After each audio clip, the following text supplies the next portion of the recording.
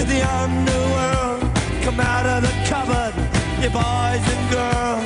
London calling, now don't look to us. Phony Beatlemania has bitten the dust. London calling, see we ain't got no swing except for the ring of the truncheon thing. The ice age is coming, the sun's zooming in. Meltdown expected, the wheat is going thin. Engines stop running, but I have no fear, 'cause London is drowning. I live by the river, to the imitation zone. Forget it, brother, you can go it alone. London calling to the zombies. Somebody pinch me. And to be honest with you, I'm so damn tired you can pinch me wherever the hell you want. That really happened, didn't it? We just witnessed a little bit of Ontario Hockey League history. And our Kitchener Rangers provided the historic comeback. If you had told me 1 week ago this day that I would be sitting here having this conversation with you, I would have called you a liar. 1 week ago this day, I was in this spot with the Kitchener Rangers trailing their second round playoff series with the Windsor Spitfires. 3-0. Donuts, baby. Donuts. And then Luke Ellen has scored a hat trick last Wednesday night. The Rangers win a game 3-0. They travel back to Windsor on Good Friday. They play a game at home on Easter Sunday. And then last night in Windsor, and the Rangers won them all, becoming just the 6th team in OHL history to come back from a 3-0 series deficit and win the series in 7. Pinch me? I must be dreaming. And just like happened on Sunday, the Leafs get a win. The Rangers get a win. It was the perfect night of hockey. And I promise you this, you know I am always honest with you. No word of a lie. While driving home from Windsor last night, Paul Fixter turns to me and says, Farwell, who's going to be the first caller on your show tomorrow? I said, it'll be Andre. And look who's here. Good morning, Andre. Oh, my goodness gracious. Thank you. I never thought that Mr. Fixer would say that for me. No, I said that. He asked who the first caller would be. I said it's going to be Andre. Oh, okay. Okay. Thank you. You're welcome. You know what else I said? I said I think the next caller might be Joe. But I want to say that they were fantastic. Tanner Lamb. Your boy, Tanner Lamb. You love yourself some Tanner Lamb. Well, I'm blind, and he's just a sneaky. He keeps his feet going. He sees open, and Elness is on fire. I love it. The goalie, all the 4 lines are great. UC Okus, the fans. Like, I know they're tired, and this is my only word right now, Mike, is game on for Friday. I hope that the coach that when you were in the States there, the guy who takes care of their diet and all that stuff, I hope he does a really good job, because I know the guys, they put their heart into it. What guy in the States? What are you talking about? When we were in Windsor, Andre. That's in Ontario. No. The one before that, the Firebird. Yes, I remember the Firebird series too. Yes. Leave something in the tank, because we started with the Clash's London calling this morning, because for the Kitchener Rangers reward after their historic comeback, what do they get? The chance to go to London on Friday. And look at this. Joe is on the phone with us this morning. Hello, Joseph. Morning. Epic night last night. Epic. That's why you can barely recognize my voice. We had watched it down at the club because they have Rogers, so that's the first time I've actually seen a Windsor game, because I don't have Rogers up at the lake or here. Well, you should have Rogers everywhere, just so you know. Well, I'm sure there's some sort of geek way to stream it, but anyway, the long and short of it is we watched it at the club, and we had the club champs, and I fell off the wagon. I know what you're going to say. But there were other factors. There were other mitigating factors. So wait, what wagon did you fall off of? You gave up? I was doing dry April. I was doing my really best. Joe. Oh, Joe. Well, May's going to be a crap show, so I thought I'd give myself, a fighting chance to go into May with my elbows up. I can't believe I just said that. That's so brutal. All right, Joe. I think Joe has still been up since last night. What say you? That's just my guess. 1, 2, 3, 4, 5, 6, 7, 8, 9. I'll give you half that many, okay? How about we go with a 5 this morning? A Farwell Show 5, starting, of course, at the best place to start, number 1. The Kitchener Rangers made a little history last night. Now Tanner Lamb steals a puck at center ice, comes into the zone. The defense back up. It's loose in front. They score! Luke Ellenis has his second of the game. Luke Ellenis, the overtime hero. And we're going to London. The 2025 Kitchener Rangers become just the 6th team in OHL history to come back from a 3-0 series deficit to win in 7. As a reward, the Rangers get to play London on Friday. Number 2, the Leafs' second playoff game was also an OT thriller. Max into the slot, shooting scores! Max Domi scores for Toronto in overtime. The Leafs win it 3-2. Oh, that would be former London Knight Max Domi, yes, giving the Leafs a 3-2 win over Ottawa and a 2-0 series lead. The Leafs have not had a 2-0 series lead since 2002. And they are 10-0 all-time in best-of-7 series when taking a 2-0 lead at home. Number 3 on your Farwell Show 5 this morning, more layoffs have been announced at Conestoga College, this time impacting about 180 full-time employees. The notice of termination was sent to the school's union yesterday, pointing to challenges facing the post-secondary sector around enrollment caps and changes announced to international student limits. The layoffs will impact staff at the Waterloo Region and Guelph campuses of Conestoga College. Number 4, Waterloo Regional Council will tonight debate a site-specific bylaw that could lead to the clearance of an encampment at Victoria and Weber Streets in Kitchener. The region says it needs the land to move forward with construction of a new transit hub. Almost 24 delegations will appear at council tonight. And number 5 on your Farwell Show 5 this morning. The clock is ticking before voters in Canada can cast their ballots in a federal election on April the 28th.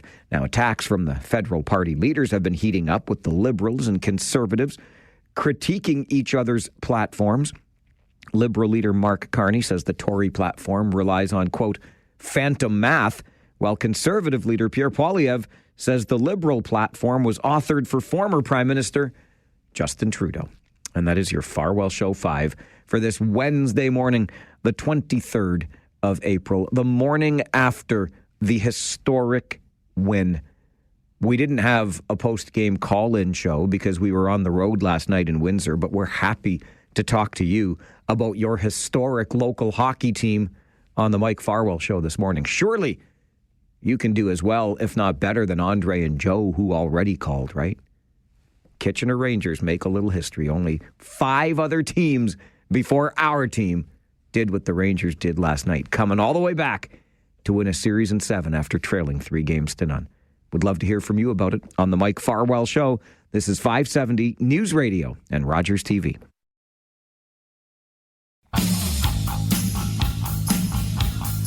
Oh, I love this post from Tyson, who tags me on X at Farwell_WR. Only took 15 years, but we got him back.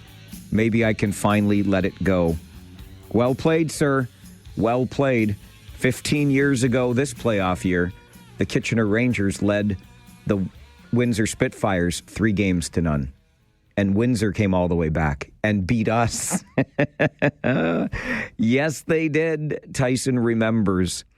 But Kitchener got the payback. Revenge is a dish best served cold anyway, right? It's funny, because we were headed to a Game 7 and we had the trip down there to take, Paul Fixter and I had lots of time to talk about Game 7s and history, our history together. Paul and I, Fixie was coaching the Rangers in 2010 when Windsor came back from 3-0 down. Fixie was coaching the Kitchener Rangers in 2011 when we were the 3 seed and the 6 seed Plymouth Whalers knocked us off in 7 in round number 1. And Fixie was coaching the Kitchener Rangers in 2012 when we went to another Game 7 with the Plymouth Whalers And Tyler Randall came back from a suspension and scored 4 goals to help the Rangers win in 7. 3 of the 8 now Game 7s I've had the privilege of being a part of with these Kitchener Rangers. We had Tyler Randall on our broadcast last night talking about that memorable Game 7 for him. Anyway, great memory, Tyson. And the Rangers did exercise a ghost or two last night. Let's go to the phones here from you this morning. We'll start with Mike. Good morning, Mike. Oh, Mike, how are you, buddy? I'm top shelf, my friend. How are you? Long time no talk. I think you just quoted Star Trek, by the way. Who, what now? You just quoted Star Trek. How could I possibly do that? I've never watched the show. A dish served cold. Oh. Revenge is a dish best served cold. That could not have come from Star Trek. Shakespeare surely wrote that. Look it up. Anyway, okay. Just a quick story. Listened to you right through the third period. Couldn't take it. And I don't know how long it was into the third period, but got a text from another buddy who went, I think Farwell just had a stroke. And I went, oh, did we win? And they're like, yes. So good call in the game. That's all I wanted to say. But thanks, Mike. I really appreciate that. I ran into Mike Sadler. Had been a longtime scout with the Kitchener Rangers, lives in the Windsor area, and he said something similar. We were chatting before the game. He said, my wife was listening to you in the other night, and she thought you were going to have a heart attack. I'm fine. If our kids would stop being so damn dramatic. Hey, Rangers, here's an idea. Win the next series in 4, okay? None of this overtime nonsense in the playoffs. I'm too old for that. Andrew, good morning. Hey, good morning, Mike. I tweeted at you yesterday after the game, and I said, man, did I wish that there was a call-in show after that game. Well, this is for you then. This is for me because I never called in before, so I figured I would because after last night's theatrics, I had a few things to say, a few things on my mind. The first of which is Tanner Lamb is so fun to watch.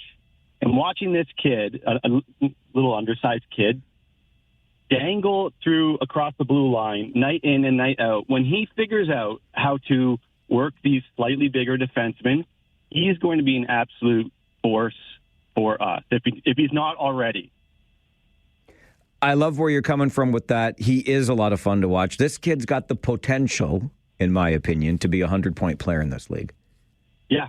Yeah, I night in, night out, my wife and I watch the games, and we're all in on this kid, and I feel like the team is as well. And but we're dealing with the present right now, and then a question I had for you, sure, regarding the present and our incredible goaltender Jackson Parsons. Why doesn't he have a pro contract? Oh, or the opportunity to go pro? I think he will. I'd be shocked. Fixie said that driving home last night. He'd be shocked if somebody doesn't come and offer Jackson Parsons a contract. Right? Like I was scratching my head for the. I mean, since he won the award, certainly, but all season really. I'm like, this kid's going to college, really. Not knocking college, but he's incredible. And so anyway, that's great to hear. I hope that he does have that opportunity because. I mean, well, if anyone deserves it, it's him. So, thanks, Mike. I'm looking forward to the next series. We've got to face the Big Green Machine, but I'm all in. I was so wrong when we were down 3-0. I thought that we were going to get swept, but I'm so happy to be wrong about that. Thanks, Andrew. Great to hear from you this morning. Thanks for finally being a caller. You're a tweeter. Now you're a caller. Love hearing from you today. Norma, good morning. Good morning, Mike. Listen, what a game, honestly. And I'm glad the Rangers won, but truthfully, no matter who won, neither team should be ashamed of their efforts because they both fought really, really hard. That's a good point. It was a great game last night. Yeah. I was wondering, I didn't hear, because you guys didn't stay on the air very long, did Mr. Fixter get all of his predictions correct? I remember the fix is in. Was under 7 goals. Under 7 goals, under 7 penalties, and so he got those 2 right, but he did not get Trent Swick scoring his 7th goal of the playoffs. He said that would happen, but it did not. Right. Norma, thanks for that. The fix is in for City Cabs, one of our Harris Law pregame show features that everybody loves. Fixie gets 3 questions. He usually does pretty darn well. 2 out of 3 last night. Somebody once sang, That ain't bad. We'll take a quick break. Come back with more of your calls. Hang in there, Jonathan, and there's a line for you. The Rangers win in historic fashion. This is the Mike Farwell Show. 570 News Radio and Rogers TV.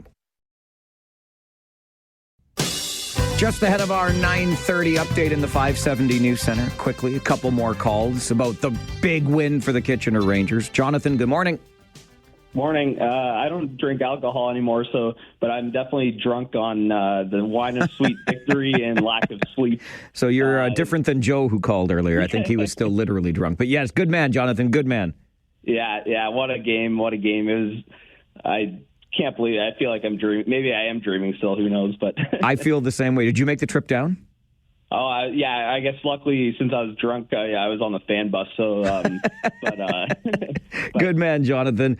I'm glad that you were able to enjoy that, especially in person. It was a great crowd there in Windsor last night, too. It really was. Just under 5,000. They were loud. They got treated to a great game. JB, my man, listening while riding his bike last night. Morning, Farwell. What happened between the third period and overtime? I almost had a heart attack. It flipped to best to talk in between the periods, and it stayed there for a good 5-10 minutes. Thankfully, it came back for OT, but I don't know what happened there. I wish I could tell you. I was in the rink just calling the game, so I don't know where it went. Totally fair, but I was scratching my head and freaking out, but thank God it came back for overtime because that was a nail-biter to listen to. There you go. We had you covered. Cheers. Appreciate it, JB. Fixie and I, it was Fixie's idea. The guy is like borderline Mensa, I think, with the brain power there. Came up with this idea that we should check in with listeners. We call them our long-distance listeners on our Rangers broadcasts. And it's unreal. Like, we've got people on cruise ships in the Pacific Ocean. We had Belize the other night. New Zealand and Australia checks in regularly. We were in Quebec last night. We were in Grand Prairie, Alberta last night. We were in Winnipeg last night. Rangers Nation travels well and is loyal to the core. It's unreal, the number of outreaches we got through the game last night. Thank you for that. And guess what?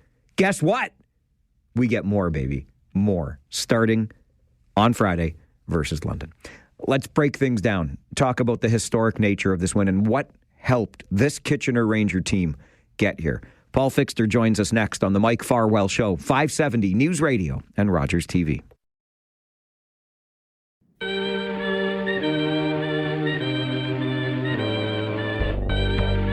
If you doubted the Kitchener Rangers at any point in their second round series with the Windsor Spitfires, you probably weren't alone. Down 3-0 in a playoff series, only 5 teams before the Rangers did it last night had come all the way back to win the series. But there has been something about this team all season long, hasn't there? They were supposed to be a rebuilding team. They start the season with 2 losses, including a devastating loss in Windsor, 12-2, remember? But they were sick as dogs. And they got healthy, and then they started winning games so consistently. 47 wins, 100 points, and now off to the Western Conference Final. Your Kitchener Rangers are one of just 4 teams remaining in the OHL playoffs. Paul Fixter is our color commentator on Kitchener Rangers broadcasts here on your home of Kitchener Rangers hockey, 570 News Radio. And Fixie is also up and at 'em early today. Good morning, my friend. Good morning, Mike. Not as early as you. You are a trooper. Oh, listen, I slept an extra hour today. I had that planned. I knew I was coming in after coming home from Windsor. I thought, okay, I'll sleep in till 6:30 today. And then the buggers went to overtime on me last night. I lost that whole hour. You and I rolled in about 2 o'clock this morning. It's funny, though, how your body can adjust and operate, I guess, on adrenaline. You're just so energized after watching what we witnessed last night and actually the last 4 games that you just keep going. You're like the Energizer Bunny. You just find that energy from within and keep moving forward. Absolutely. And if I can get a little bit further ahead of us here because there's so much to talk about, but I wonder about that adrenaline, that energy. I know it wears off after a bit, but might that actually, Paul, help the Rangers as they head into that next series versus London? I do believe that, Mike. Momentum is a wonderful thing. And certainly Kitchener has that momentum to do what they've done is incredible against a very good hockey club. This Windsor Hockey Club had not lost more than 2 games in a row all season. They only had 5 losses at home all season. It's a good hockey club. I know they were decimated with injuries, but Kitchener, had, as you've mentioned, Luke Ellis out for the first 2 games. They didn't have Misljevic at all. So you can't use that as an excuse at this time of year. And Windsor didn't use it as an excuse at any point in time. They're still a good hockey club, and I think momentum and the carryover effect is in the Rangers' favor, yes. How, in your view, Paul, did the Kitchener Rangers turn this series around and pull off this historic comeback? Mike, I remember you asking me before Game 4 in the fixes in, fixes out, the Rangers win if, and you were referring to Game 4. Yep. But I think it applies to the entire series from that point on. And I said the Rangers win if they become more disciplined, stay out of the penalty box, and they did a much better job at that. The power play for Windsor was operating at about 38%, 38.5%. I said the Rangers win if they shut down the line of Protas, Greentree, Morneau, and Kitchener's top line of Swick, Humphreys, and Pridham gets going. And both those things happened. From that point on, Windsor had 16 goals in the first 3 games. They had 3 in the next 4 games, and Protas was the only one who got on the sheet. He had 1 goal. And then the third thing I said was Jackson Parsons has to become Jackson Parsons again and outplay the guy at the other end, Joey Costanza, who was great to that point. Kitchener did all 3 of those things in Game 4, won the game, obviously, on the back of Luke Ellis. But also, Mike, they continued that through the next 4 games, and in the end, I do believe that was the difference in the series. Speaking of discipline, I didn't know we were going to watch a bunch of choir boys play hockey last night, but credit should go to Jason Feist and Chad Ingalls, the 2 referees. Not a single power play, Paul. Almost 80 minutes of hockey, nary a power play. It's funny, I was talking with my wife this morning about that, and she said, yeah, but there should have been some calls. And I said, yeah, both ways. So they let the players decide the game. And the only penalties that they did call was on Cameron Reed and was it Davis? Yeah. I believe, for roughing. And quite honestly, they could have called 10 guys. Because all 5 That's right. They were all in behind the net. They were all in behind the net, scrumming around, and they picked out 2. So I thought the referees did a wonderful job. I know officiating was something that was talked about extensively post games when we had the call-in shows. But when all said and done, the referees didn't decide this series. The players on the ice decided this series, and good on the 2 officials last night to let the guys play. It was a little bit of Hudson Bay rules at times, but the players knew that, and I thought it was a well-played game. I did something last night I don't always do. I don't often do. I remember we were talking about historic Game 7s. We had Tyler Randall on our broadcast last night, who was part of a big Game 7 win for the Rangers when he scored 4 goals. You were a coach on that team. Steve Spott was the head coach. I remember coming downstairs after the broadcast to do my post-game down at ice level, and Steve Spott gave me, we had the handshake after, a big enthusiastic handshake. And I don't usually get mixed up in that, but last night I made a point of going to the coach's room after the game because I'm just so impressed by this staff. And I've got 2 emails here this morning already, Paul. One from Bob, another from Caitlin, talking about if you wondered why UC Ahokas was named the Coach of the Year, you just witnessed why. Yep, fair point. He certainly has this team focused. And, when we talked to him post-game, Mike asked him, he never stopped believing in the team. And that's one thing for the coach to not stop believing in the team. But he had to have the 20 players buy into that belief as well. And however he did it, him and his staff, they did a wonderful job. They had a game plan, and they executed the game plan. I think one of the big things, Mike, is they put together the line of Vermeulen, Mercer in the middle, who was dynamite on the faceoffs, and Cameron Arquette, who has played some of the best hockey I've seen him play since he's been with the Rangers Hockey Club. And they were given a task, a role, a responsibility of shutting down Protas, Greentree, and Morneau. I know they switched the lines at times, but those 3, they played together an awful lot. And by God, they did it. And not only they did it, they produced offense in Game 6. And when that wasn't their job was to defend, and then they were able to capitalize on that. And then Mercer ends up getting an assist on the first Ellenis goal last night. So they did their job defensively, and then they chipped in offensively. I think that was a big thing for UC Hocus to put together that line and give them a role and a purpose, and they fulfilled it. That entire coaching staff with Brad Flynn, Jeff Kurzakis, Brandon Murley, Jordan DeCourt, deserve a ton of credit for what this team has been able to do. Listen, Fixie, we got a tweet last night during the game from Andrew, who said, "I wish there was a call-in show." And Andrew actually phoned here this morning as a first-time caller because he wanted to hear Rangers talk, which we only do after home games. But since you're here, can I keep you a little longer this morning and we'll do a little bit of Rangers talk? Because we got people... No problem. Okay, you're a good man, Fixie. I'm going to put Fixie back on hold here because we already got Dave on the line. He wants to talk about the Kitchener Rangers, and if you do too, you got the best brain in the business to talk to you about it. Paul Fixter is with us on the Mike Farwell Show this morning. The Kitchener Rangers make history, baby. This is 570 News Radio and Rogers TV.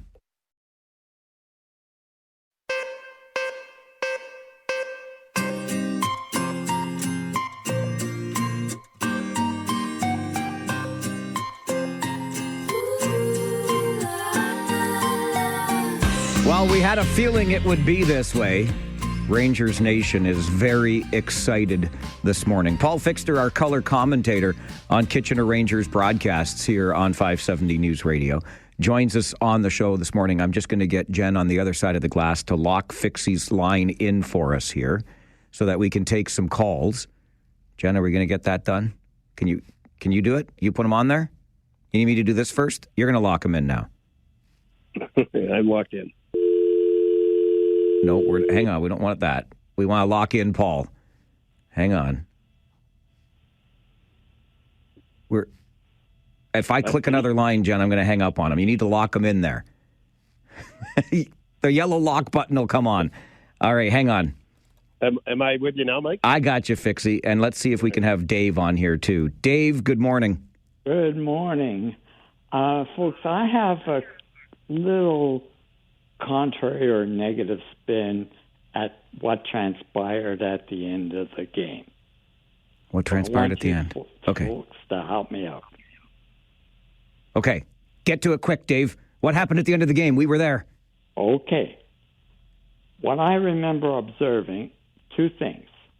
First, they turned around and ruled on the goal, on the winning goal. That was the first thing.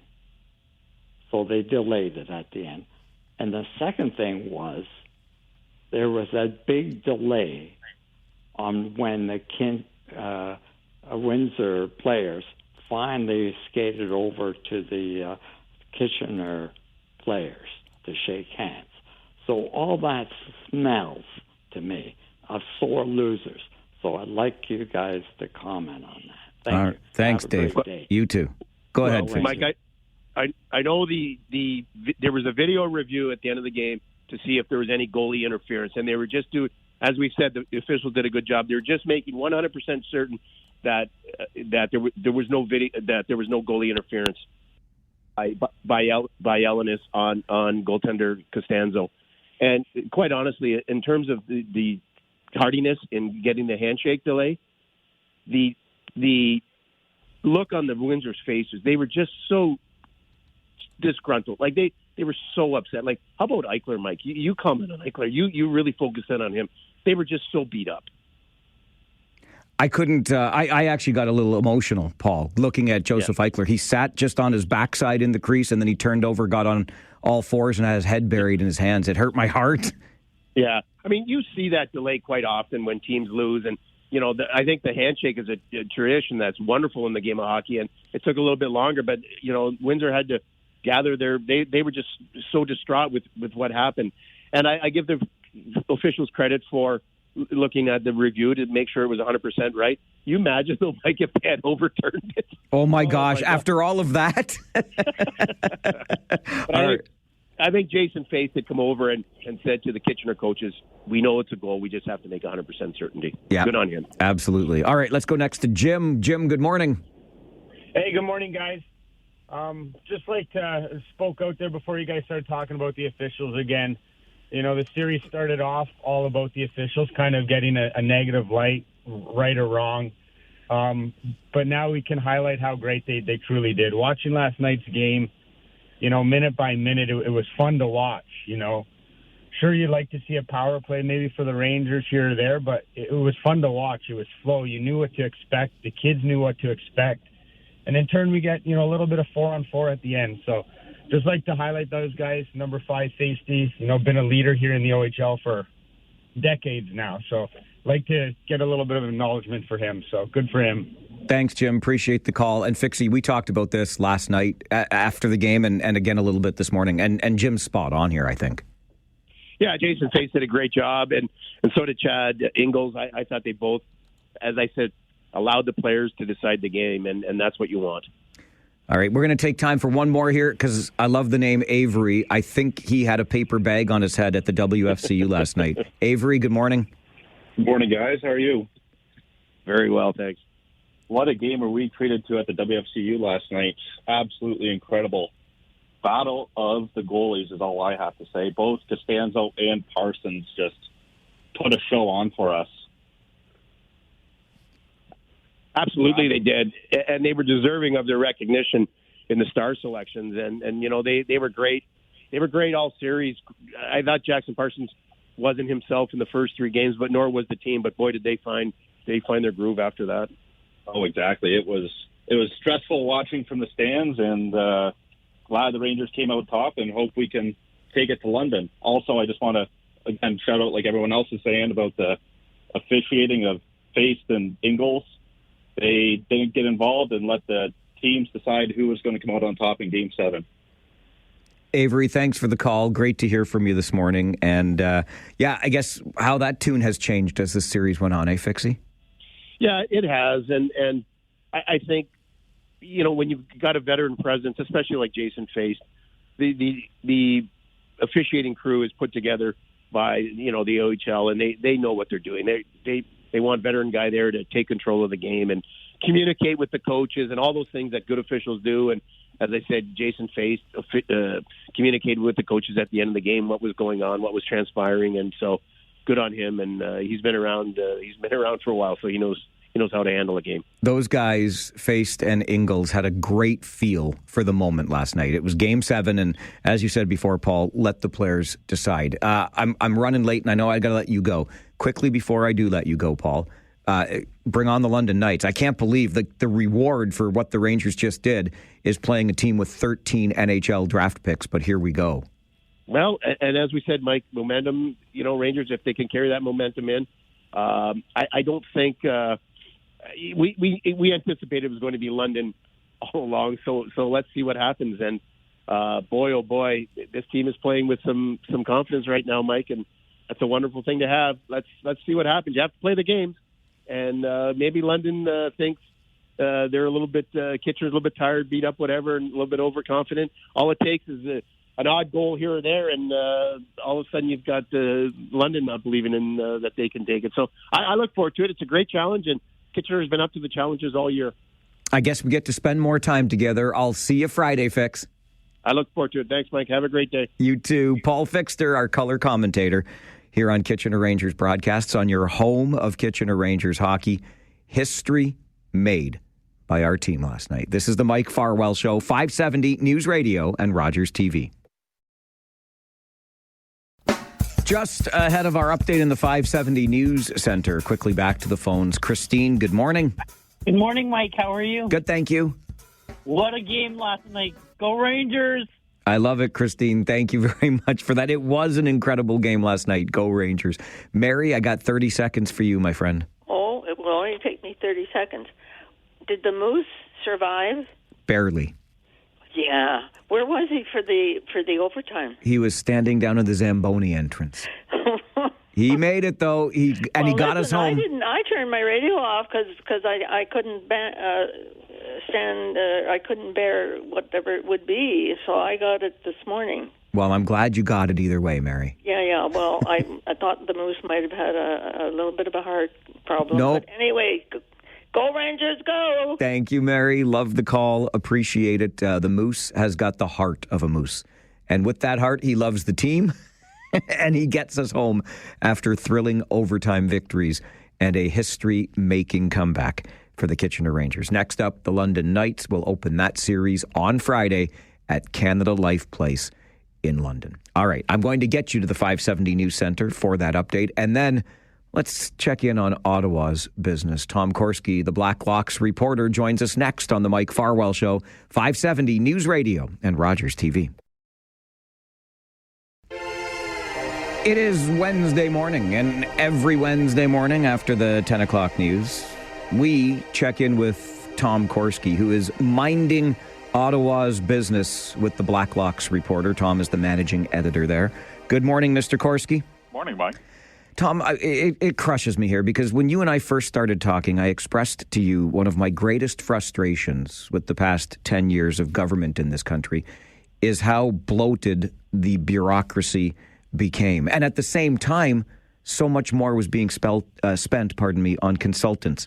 And now you're telling me there's a contract of greater than 10 years for consultants, and we don't know how much it's going to cost us. Please tell me, Tom, this is not true. It is absolutely true. That's the Privy Council. It's an 11-year contract with options. Can you imagine? 11 years. They want to send out the notice to contractors in the middle of an election campaign. We asked for a copy of the notice they'd sent to their preferred list of suppliers. They said drop dead. Had to file an access to information request just yesterday. Can you imagine?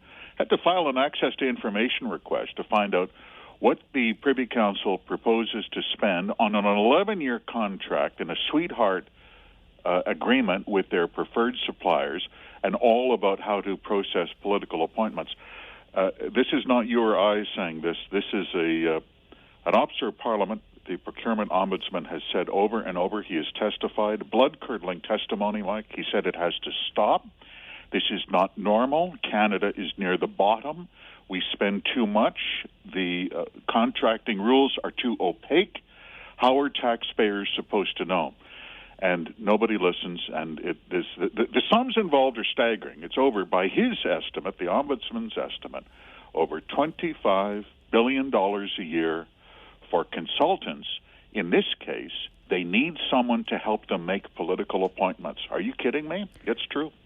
You and I got in the wrong business. You know that, right? Honestly, some of these characters, Mike, are they charge a per diem rate, a daily rate, and some have testified in committee their daily rate was up to $2,600 a day. And you say, well, it must have been an emergency. We've seen daily rate contracts that went on for 2 years. Do you know how many speedboats have been paid off on these deals? Oh, it makes you hot and angry. Speaking of the Privy Council, 15 years from now, Canadians will be poaching for food and protecting themselves in gated communities? Entirely plausible outcome, their words, says a group of researchers by the in a report commissioned by the Privy Council. It's really something. Anyone can look up the report now. Its formal title is Future Lives, Social Mobility in Question. What does it say?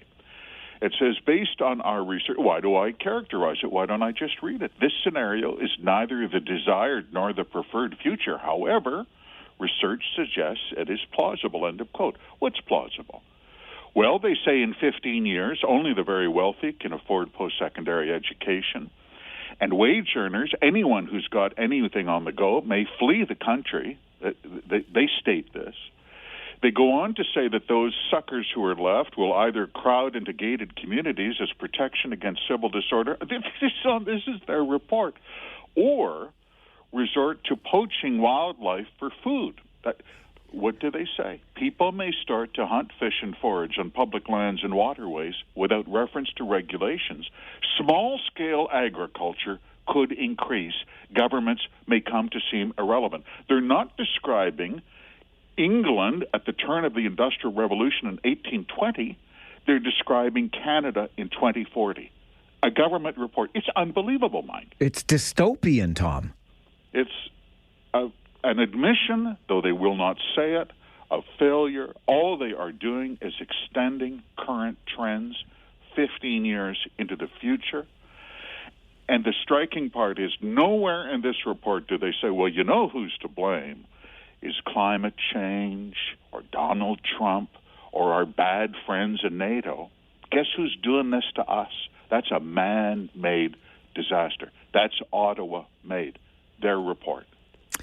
One of the issues we've been hearing about on the campaign trail is housing. It came up on our show yesterday, and when it did, we talked about realty speculators who may be playing a part in the crisis of affordability that we're all suffering. And it turns out those realty speculators may not have been paying all of their taxes of late.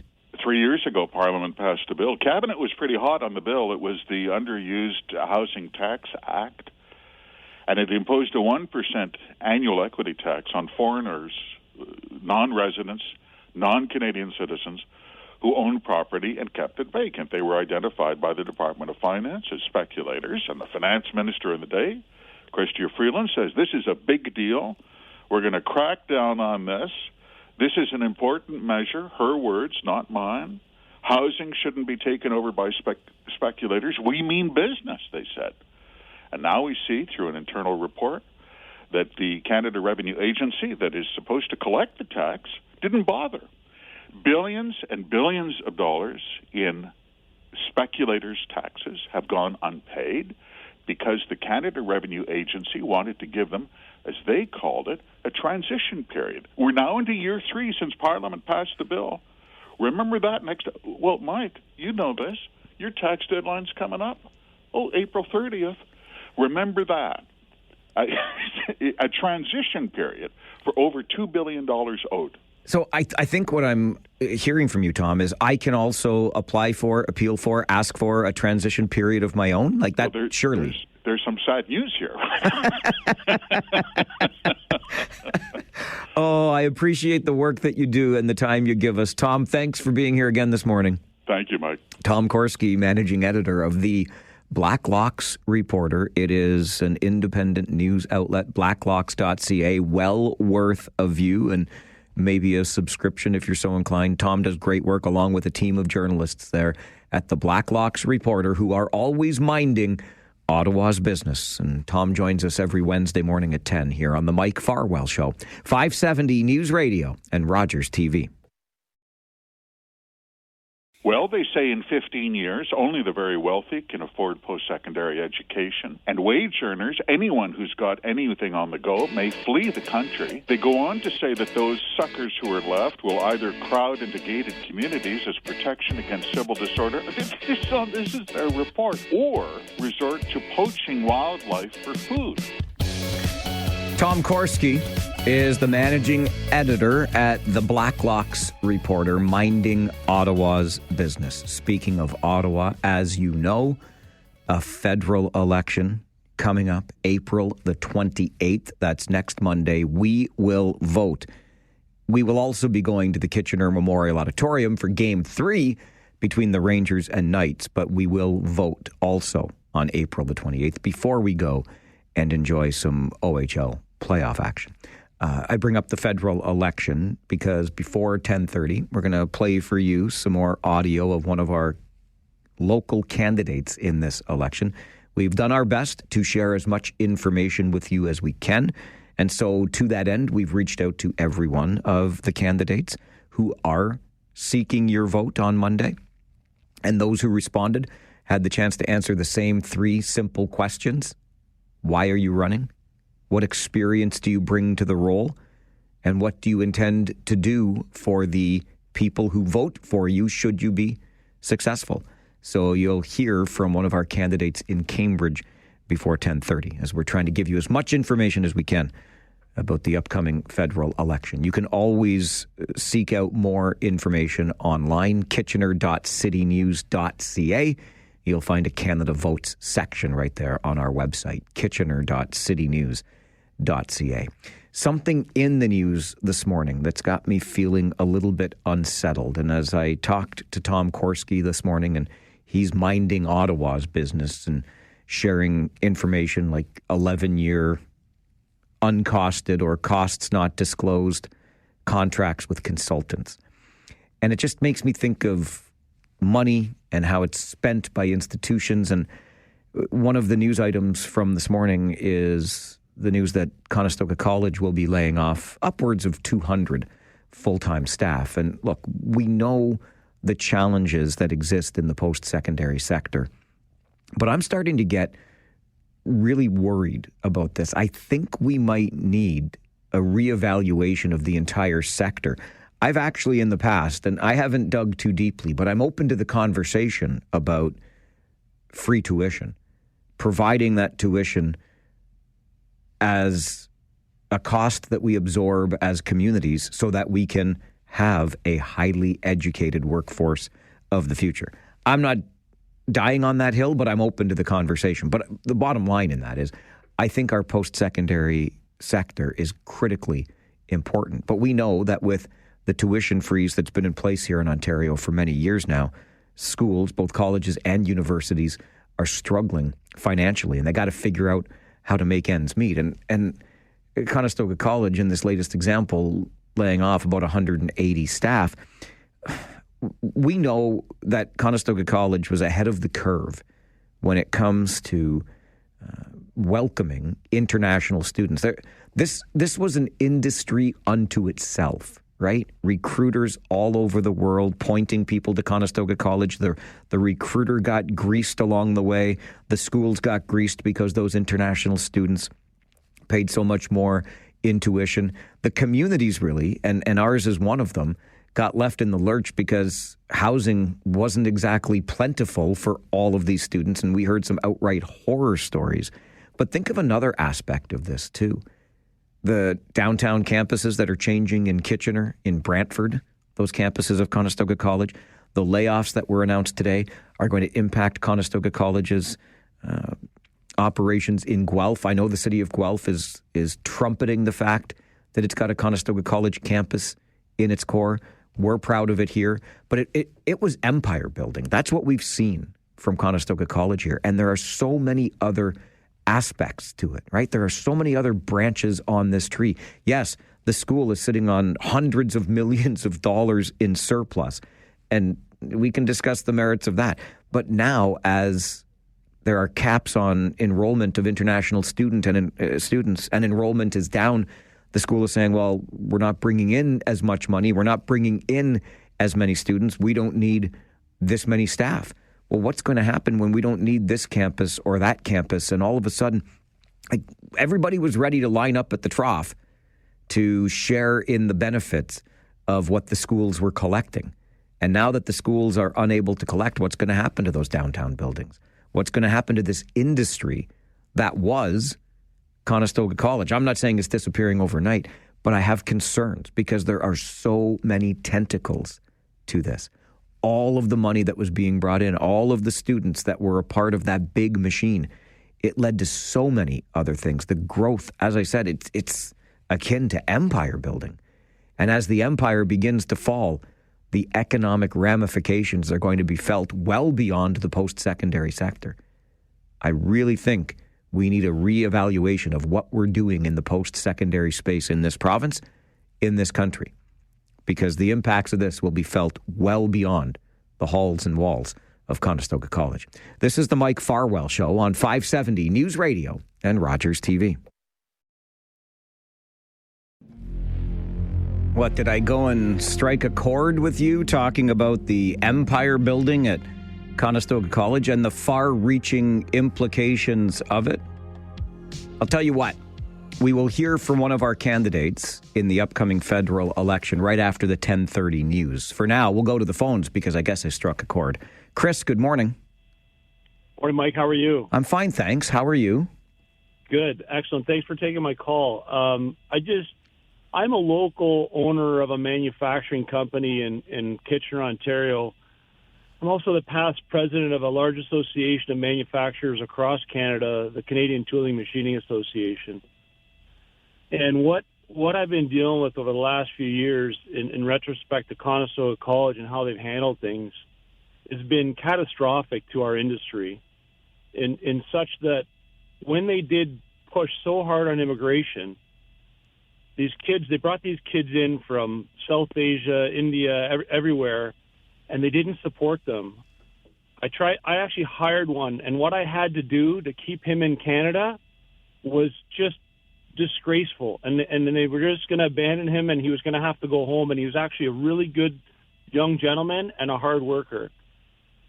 So what I had to do was so taxing on our system, I wasn't able to hire any more of them.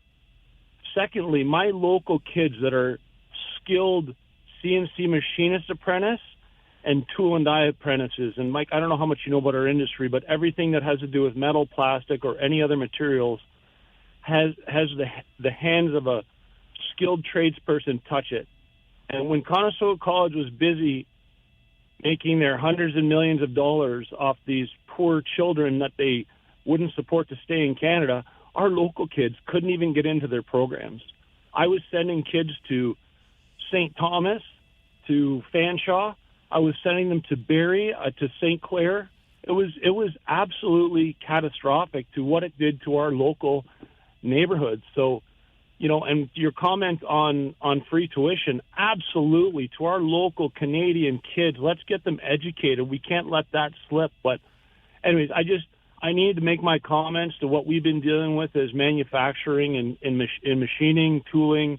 My company does custom nuclear machining. We do controlled goods. We do automotive, and it's a grind every day. And we do have good kids out of local high schools. We're getting right out of high schools. The CTMA has put equipment in schools. We're training them right out of high school, and then we send them to their apprenticeship program. We have one of the most renowned apprenticeship programs in the world in Canada. And if we don't keep on top of it, we'll lose that. And Conestoga College did not support that the way they should have. I'd reached out to them many times, and they don't want to talk to anybody. They're a machine. They just want to make money and print it, and what they've done is not good. So that's my comment. Chris, thanks for the industry perspective on that. And it's another branch on the tree that I didn't even allude to in my earlier comments. There are far-reaching implications here, simple as that. Mary, good morning. Good morning, Mike. This whole situation really chafes my chaps. Hello? Yes, I'm just listening, Mary, because we're short on time, and I want you to get your say. When I heard Tibbetts got the six-figure raise, 48%, correct? 29%, $140,000.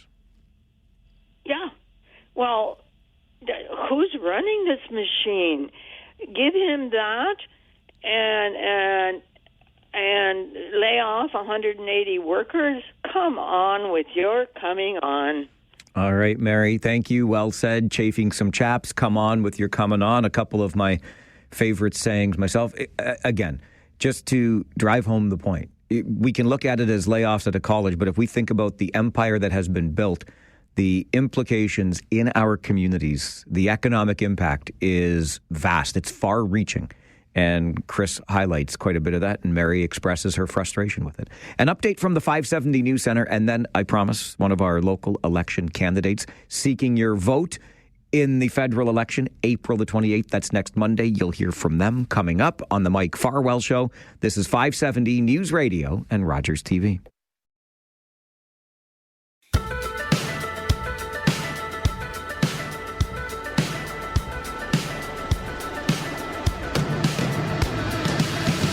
The countdown is most certainly on, isn't it?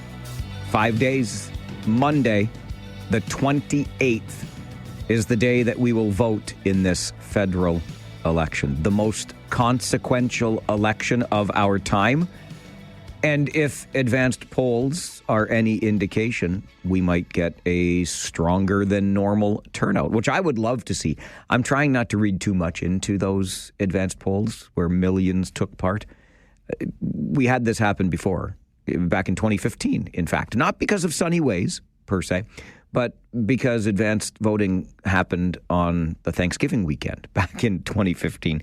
And it just seems like it's got me thinking, maybe we should schedule our election days on statutory holidays, because the Good Friday, Easter long weekend seemed to be the perfect tonic for somebody looking to fill an hour or so in their day. Get out to the polling station, cast your advanced ballot, go back home again, enjoy the rest of your long weekend. Anyway, The big day is Monday, and we will vote in the federal election then. Before we do that, we want to give you, through this show and this station, as much information as possible. So what we have done is reached out to all of the candidates running in our respective ridings around the region of Waterloo, and we have offered them the opportunity to speak directly to you. We asked them all the same 3 questions. Why are you running? What experience do you bring to the role? And what do you pledge to do for the people of your riding should you be elected to office? It was really simple. All you had to do was answer those 3 questions and then let our listeners hear your responses. Not everybody responded to us, but those that did will get the opportunity to share those answers directly with you. And so we go to one of your candidates, the candidate for the NDP in Cambridge. My name's Jose de Lima. I'm running to be the next member of Parliament for Cambridge. I'm a social services manager, a community advocate. I've called Cambridge home for almost 2 decades now. And I'm running because I know what it feels like to go to school hungry. And right now in Cambridge and across the country, there are too many families who are living in poverty and are food insecure. I'm running because I know the harsh reality of sitting around the kitchen table with my family and not knowing whether there is enough money to pay the rent and put food on the table that month. And that's the reality for too many of our neighbors right now. I'm running because in Canada, we dream no little dreams. You know, we work hard, we take care of our neighbors when they need help.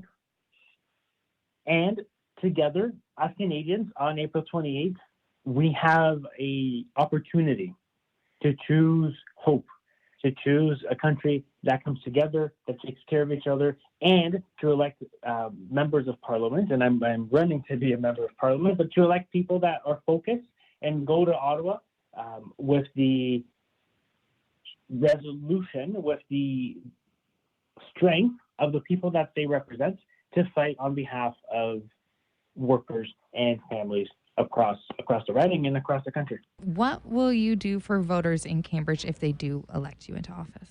This election, we have an opportunity to vote to strengthen healthcare, public healthcare. This election, Canadians can vote too, and so as I seek people's vote, I intend to fight for healthcare, strengthen retirement security, and work to lift every senior out of poverty, to help families make ends meet, and that includes the GST tax cut that we're talking about as New Democrats. That includes providing real relief, strengthening AI, making sure that people who are already getting laid off are able to have the supports that they need. We're looking at, and I will bring the fight for electoral reform to Ottawa, which is something that governments have promised and given up on. That is not a fight that the NDP has given up on. So if elected, I will be fighting for electoral reform. We're also looking at fighting to grow the economy with new jobs, new opportunities, but also grow the economy in a time where there is economic instability, but an economy that respects workers, an economy that's built around workers. And so we're looking at, and I'm running to get rid of the same old debates and political games that we've seen for far too long in Ottawa and across the political spectrum, and get to work for the people that I'm proud to call my neighbors. There's 100,000 of my neighbors that I'm talking to over this campaign to connect with them and ask for their vote so that I can fight for more affordable life, fight for public health care, fight to strengthen the things that New Democrats have been able to secure already in the last parliament, such as dental care, pharmacare, and anti-scab legislation. Here to protect workers, to stand up with our neighbors, and make sure that families can make ends meet. Jose de Lima, running for the NDP in Cambridge. NDP leader Jagmeet Singh says elect NDP members to Parliament to stop a Liberal super majority. Also running for your vote in Cambridge on behalf of the Green Party, Lex Burgess. Why are you running in the federal election? As a Green Party candidate, it's probably no surprise that the environment is a big concern for me. I've been pretty concerned about climate change for a long time now, and the Liberal government has not been doing what they say they're doing for the longest time now. They say that they really care about the environment and they care about climate change, but their actions say otherwise. So I just wanted to step up and be a voice for climate change. What experience do you bring to the role that you'd like to let your constituents know? As an MP, I would work for Cambridge. One of the things I like about the Green Party is that there's no party whips.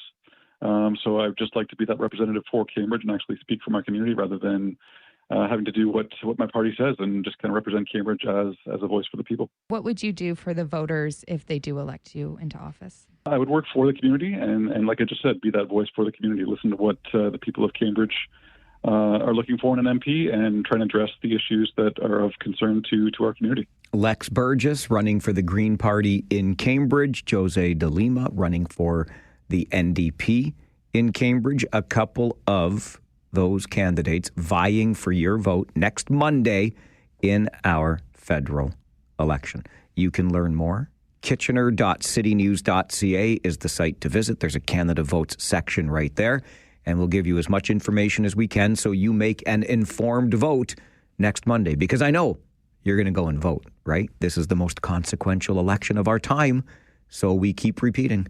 This is the Mike Farwell Show, 570 News Radio and Rogers TV.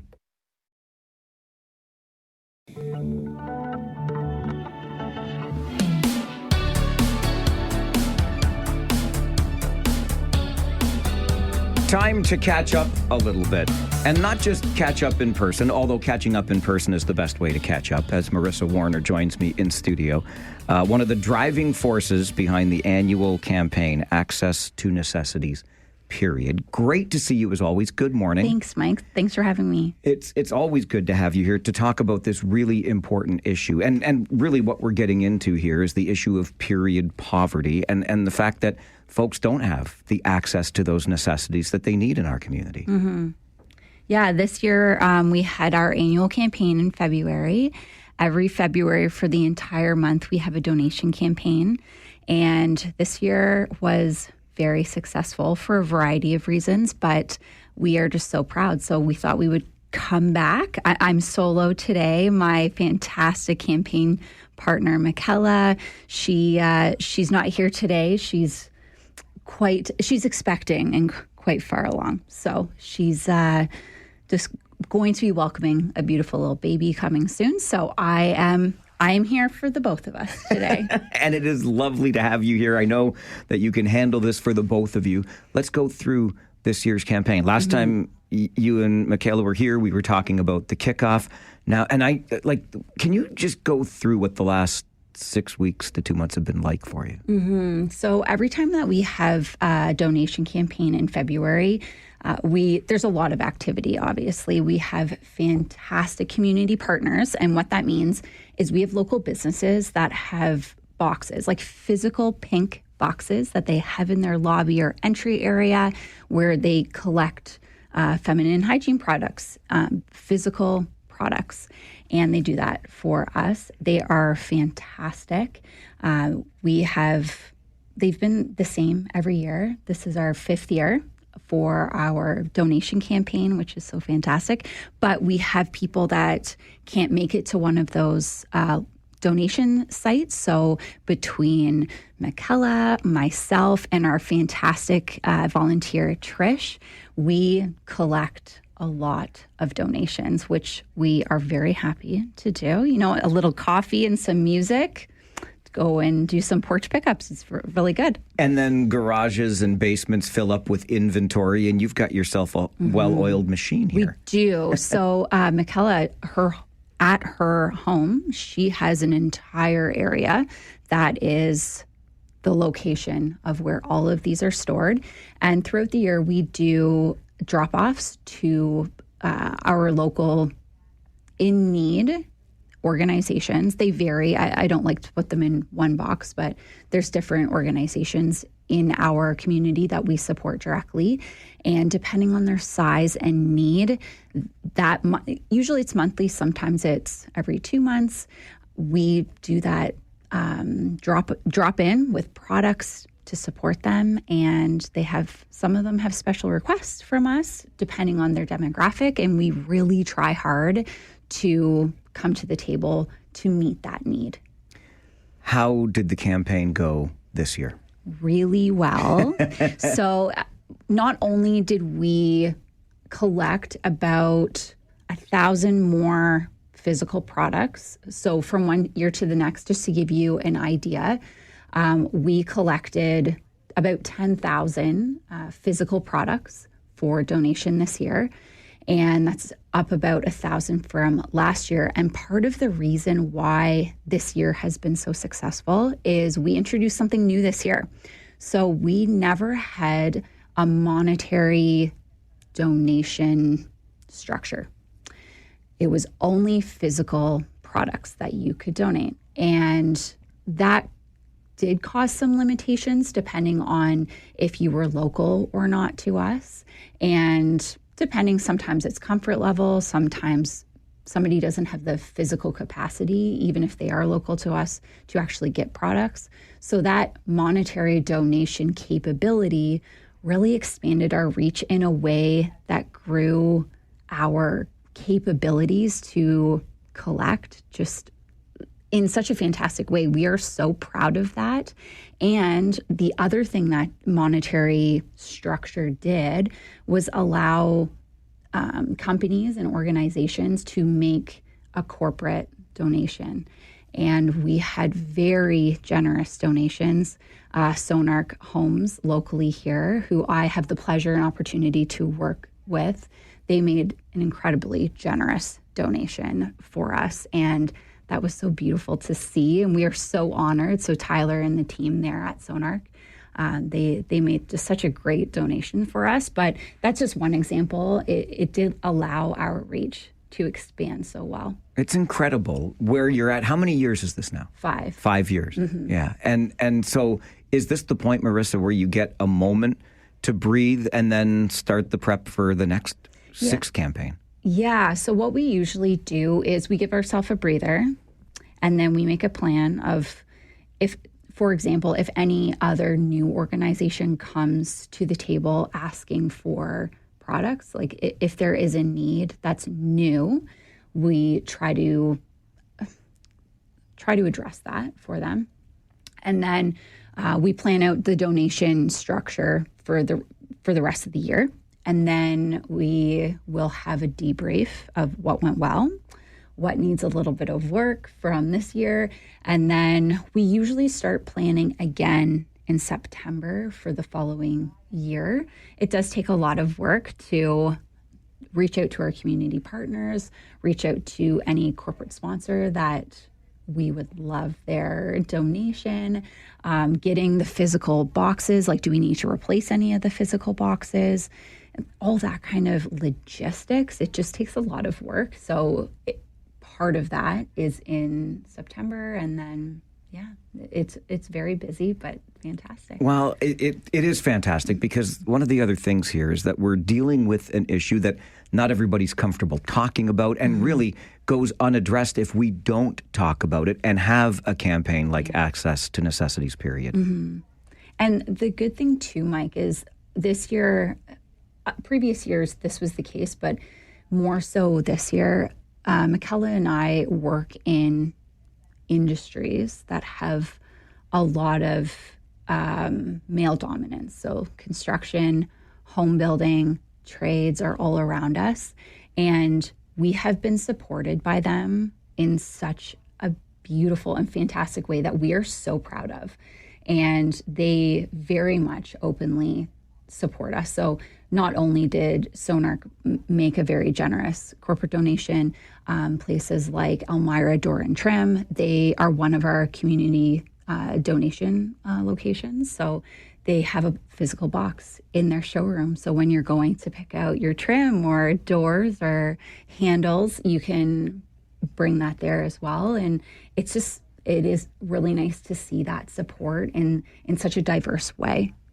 Is there a place that folks can go to learn more about your campaign? Mm-hmm. So you can either contact myself directly or Michaela. So you can either find me on Instagram. My name is Marissa Warner. I am the owner of The Home Narrative. It's an interior design firm. And Michaela Carrera, she is very well-known real estate agent and works for Klondike Homes as well. So we both have on our websites, we have landing pages for that. So you can reach out to me. And we do collect donations throughout the year as well. If somebody's missed our February donation campaign, that's not to say you can't make donations through the year. We will gladly accept them with open arms. Marissa Warner, Michaela Carrera, terrific work that you do, and congratulations on another successful campaign. Thanks, Mike. Thanks for being here. Awesome. Thank you. This is the Mike Farwell Show, 570 News Radio and Rogers TV. Okay, all I want to know from my next three guests who have just sat down in studio, Zachary, McKenna, and Kai. If I say Beetlejuice 3 times right now, I see McKenna's face. She's like, "Don't you dare!" No. Okay, I'm getting shakes of the head across the studio table. Do not say Beetlejuice. Beetlejuice. Don't say. Okay, I won't. Not yet. But what if we say it 3 times in the course of our conversation? Do I have to spread out the saying of the name? I'm not even going to say it anymore yet. Just don't say it 3 times. Okay, I've already said it twice. I'm not saying it anymore. But these young performers are bringing him to the stage. And we want you to know more about it. They are tremendously talented. They're keeping me in check.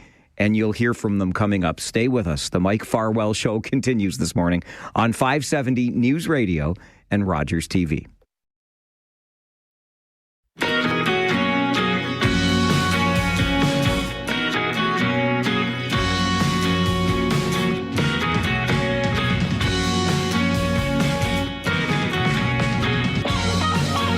Our friends at the 20 Performing Arts Academy are presenting the Southern Ontario premiere. Can I say it again yet? No. I'm getting one no, one yeah. Yeah, McKenna, you think I'll get away with it. The Southern Ontario premiere, don't worry, Zach, we got this, of Beetlejuice Jr. And 3 of the performers in that show join me in studio this morning. Zach Purdon is with us. Good morning, Zach. Good morning. McKenna Dye is here. Good morning, McKenna. Good morning. Stage manager McKenna Dye's mom is here. Good morning, Mom. Good morning. Okay, and by the way, Teresa Noon-Hunter, the director and producer. Good morning, Teresa. Good morning. Hanging out behind us here. And not to forget, of course, Kai McMillan, who is in studio with us as well. Good morning, Kai. Good morning to you. Zach, let me start with you, because I was saying before that this particular show, I'm not going to say the name again. Okay. Something Junior is being presented here, the Southern Ontario premiere. But you said I have to be careful. I can't say it 3 times. What's the rule here about this creepy character? So basically, if you say his name 3 times, he appears, obviously. Right. I've always been confused with him. Very confusing character for me. But if you say his name 3 times, but you say something else, well, say you're saying it the 2nd time, but you say something else right before you say it the 3rd time. Okay. Then you say his name the 3rd time, he doesn't appear because it must be spoken unbroken. Okay. So if I don't speak it without breaking it. So what if I say Beetlejuice, Beetlejuice, Kitchener Rangers, Beetlejuice, I'm okay. Yes, you're okay. You're okay. All right. Don't worry. You can say his name. Thank you. McKenna, does doing a show like this scare you in any way? Is it creepy? Not really. I like doing theater, and I love every type of show. Why do you like doing theater? How did you get started in this? So I started doing musical theater when I was about 3-4 years old, and I don't think I've really stopped. How old are you now? I'm 12. 12 years old, so 8-9 years now you've been doing this. Why do you like it? It's just something I like. I like singing and acting and dancing. Good for you. Kai, how did you get involved in theater? I did some school plays and some plays down at Drayton before this. And then my mom found 20 Performing Arts, and I went in for the Fame play. and then I stayed and did this one. That's fantastic. How did you enjoy Fame? We had a chance to talk about that on the show before, too. It was a lot of fun. I enjoyed it a lot. Yeah. So what are the differences, other than the story, obviously, but between getting ready for Fame and getting ready for Beetlejuice Jr.? This one, I think, is a lot more makeup and outfits, and there are a lot more people, so more costumes is definitely one of the things. Sure. Zach, how did you get started in theater? Oh, geez. So I started during COVID, just on a Zoom call. And then I went in for my first time. It was a very fun experience. And then I just wanted to do it more and more and more. And then in 2024, my dad discovered the 20 Performing Arts Academy. And I was also in Fame Junior. Amazing. So from Fame Junior to Beetlejuice Junior, here we are. What role do you play in Beetlejuice Junior? I play King Argentina, the prom king. The prom king. Very nice. Okay. How nervous do you get with playing, like, this is an iconic character, Beetlejuice. Mm-hmm. What do you think about having to, put on a show that features such an iconic character? See, I don't get as nervous because it's more focused on him Right. and not me. So I don't have to stay as nervous. I obviously still do because I care about this show a lot. Good for you. McKenna, how much did you know about Beetlejuice before starting to work on this production? So I did know a lot about Beetlejuice because I listened to the soundtrack a lot, and I've seen the movies, and I've always loved it. So how do you make sure that your performance on the stage is different from what you might have seen in the movies? You just want to play your own character. You don't want to focus on what they played in the movies, and you just want to focus on yourself, Right. your own character. All right. And what role are you playing in the show? So I have a few roles. A few. Yes. So I am a demonic cheerleader, a Girl Scout, a mourner, and a dead drill sergeant. A demonic cheerleader? I think I met a few of those back in high school, but I'll just leave that there. Kai, what about you? I am the priest, and I am one of the movers. Are you a religious person by chance? No. Okay. So is it easy to play a priest or hard?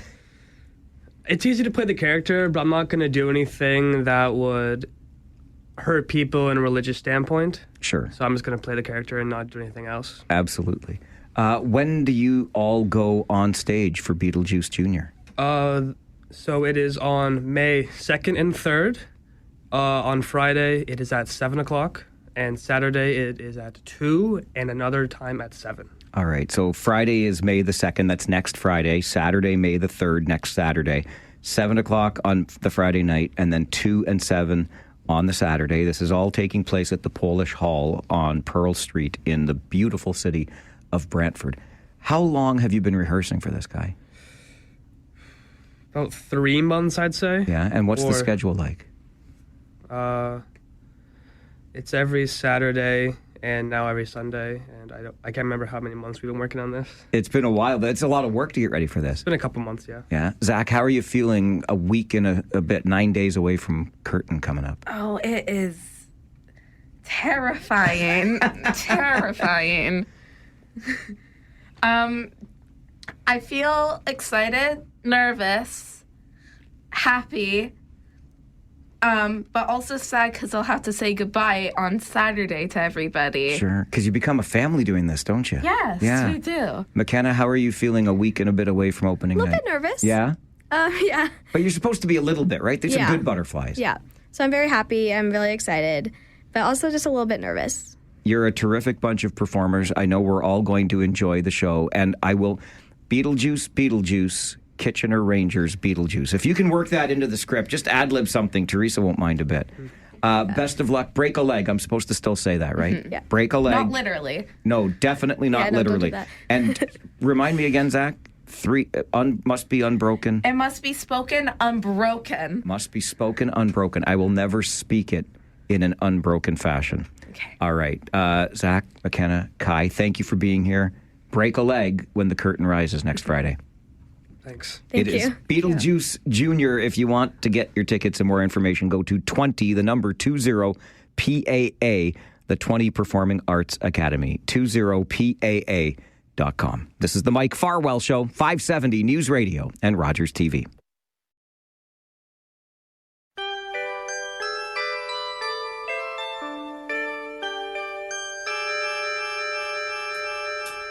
The Whiz Kids had won it, Bobby Thompson had done it, and Yogi read the comics all the while.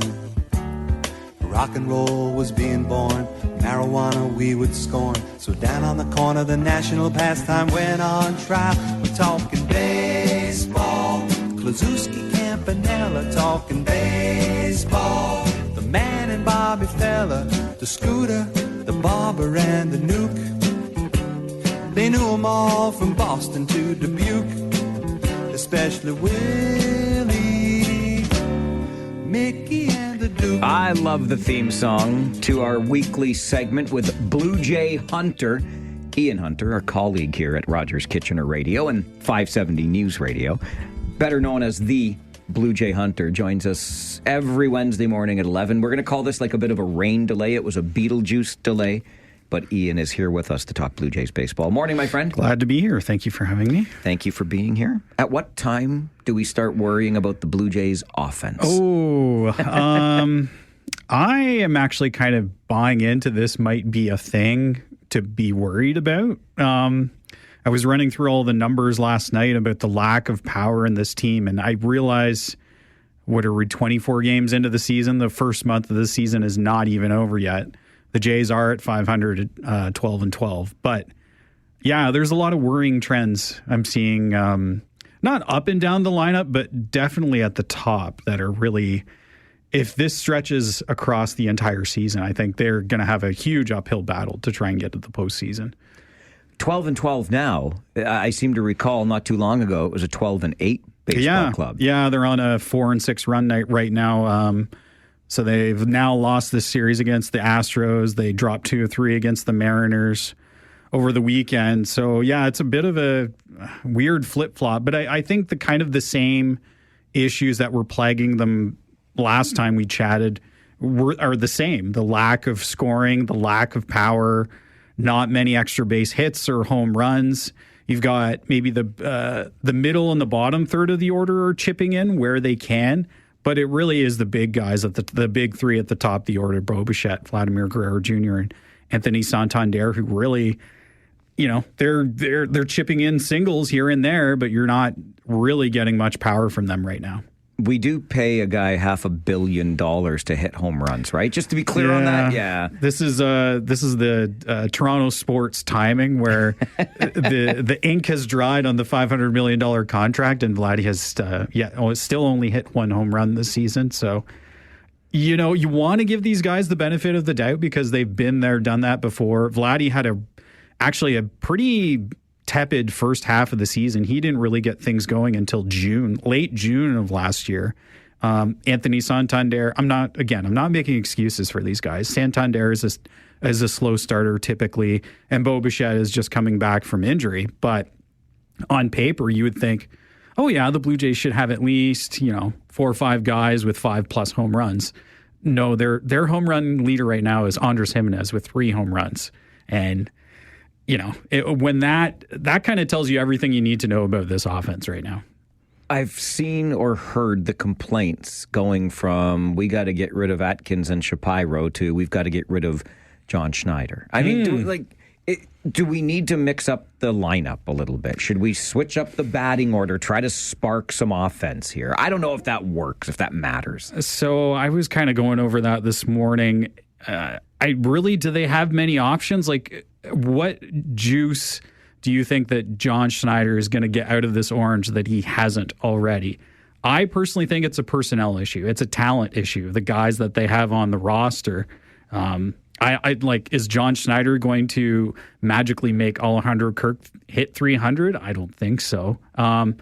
Really, the only thing I feel like they could do is maybe you bump George Springer up to the leadoff spot and move Bo, Vlad, and Santander down to 2, 3, 4. But does that is that really going to spark some offense? I don't know. Maybe if this thing drags on another week or so, I think we might see some lineup reconfiguration here. But the other thing, too, is there's not a ton of guys down in AAA who are, knocking down the door trying to get up here who are tearing the cover off the ball. So you kind of have to go with the dudes that you have right now, and hopefully they work things out.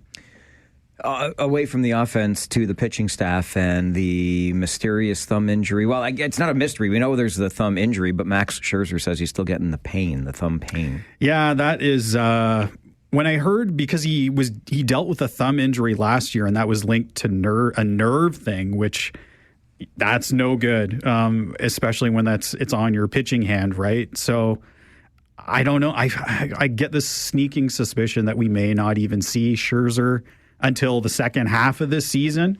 He's had a few injections in that thumb, and I think they said it's going to be a long road back. So, at this point, if you get, I don't know, maybe 7 starts out of Max Scherzer this season, that might be a bonus. And it's a shame because they're paying him $15 million. Yes. $15 million. So I always say there's no such thing as a bad 1-year contract, but so far this one's not looking great at all. How much are you reading into? I mean, we're really the first month of the season here, Ian. I know fans want a lot. The team started hot enough to get people excited.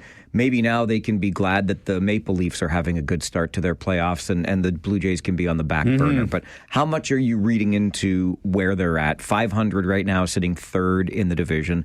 There's still 140 games to go.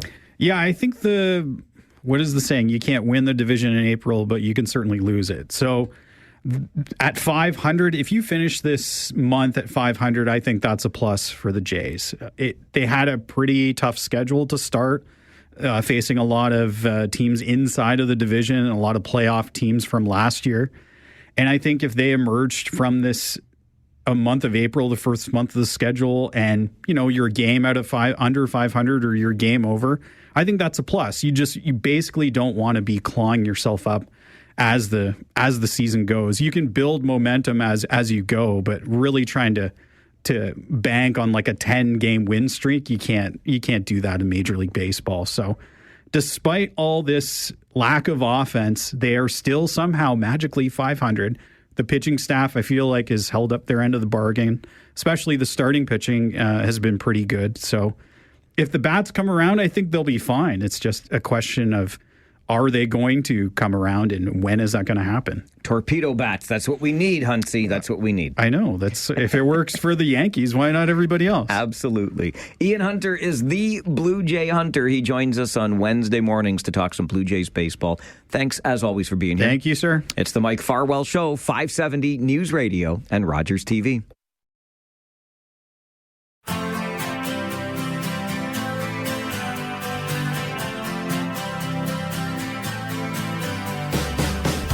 Go to Windsor for a hockey game, they said. It'll be fun, they said. You'll be home in no time and snug in your bed, they said. Well, none of that happened, although what an exciting night for our Kitchener Rangers. It was a late night / early morning, and they promised me an easy breezy show today. It's been anything but. We've got a busy show for busy people, and I'm having a blast with it. We started a couple of weeks ago, and then I interrupted it with a bit of a holiday last week. But a new segment that we're going to have for you every Wednesday morning at 11:30 called Political R&D. A little bit of insight into how the sausage is made, particularly locally. Because remember, we are the 10th largest municipality in this country. The things that happen here matter well beyond the region of Waterloo. So how is that sausage made? We're going to get some insight on a weekly basis. Political R&D, the R standing for Rob, the D standing for Deutschmann, the former mayor of North Dumfries, a former regional councillor. And today, we'll at least start with a conversation about that site-specific bylaw that regional council will debate later today. Political R&D. Rob Deutschmann joins us next on the Mike Farwell Show. 570 News Radio.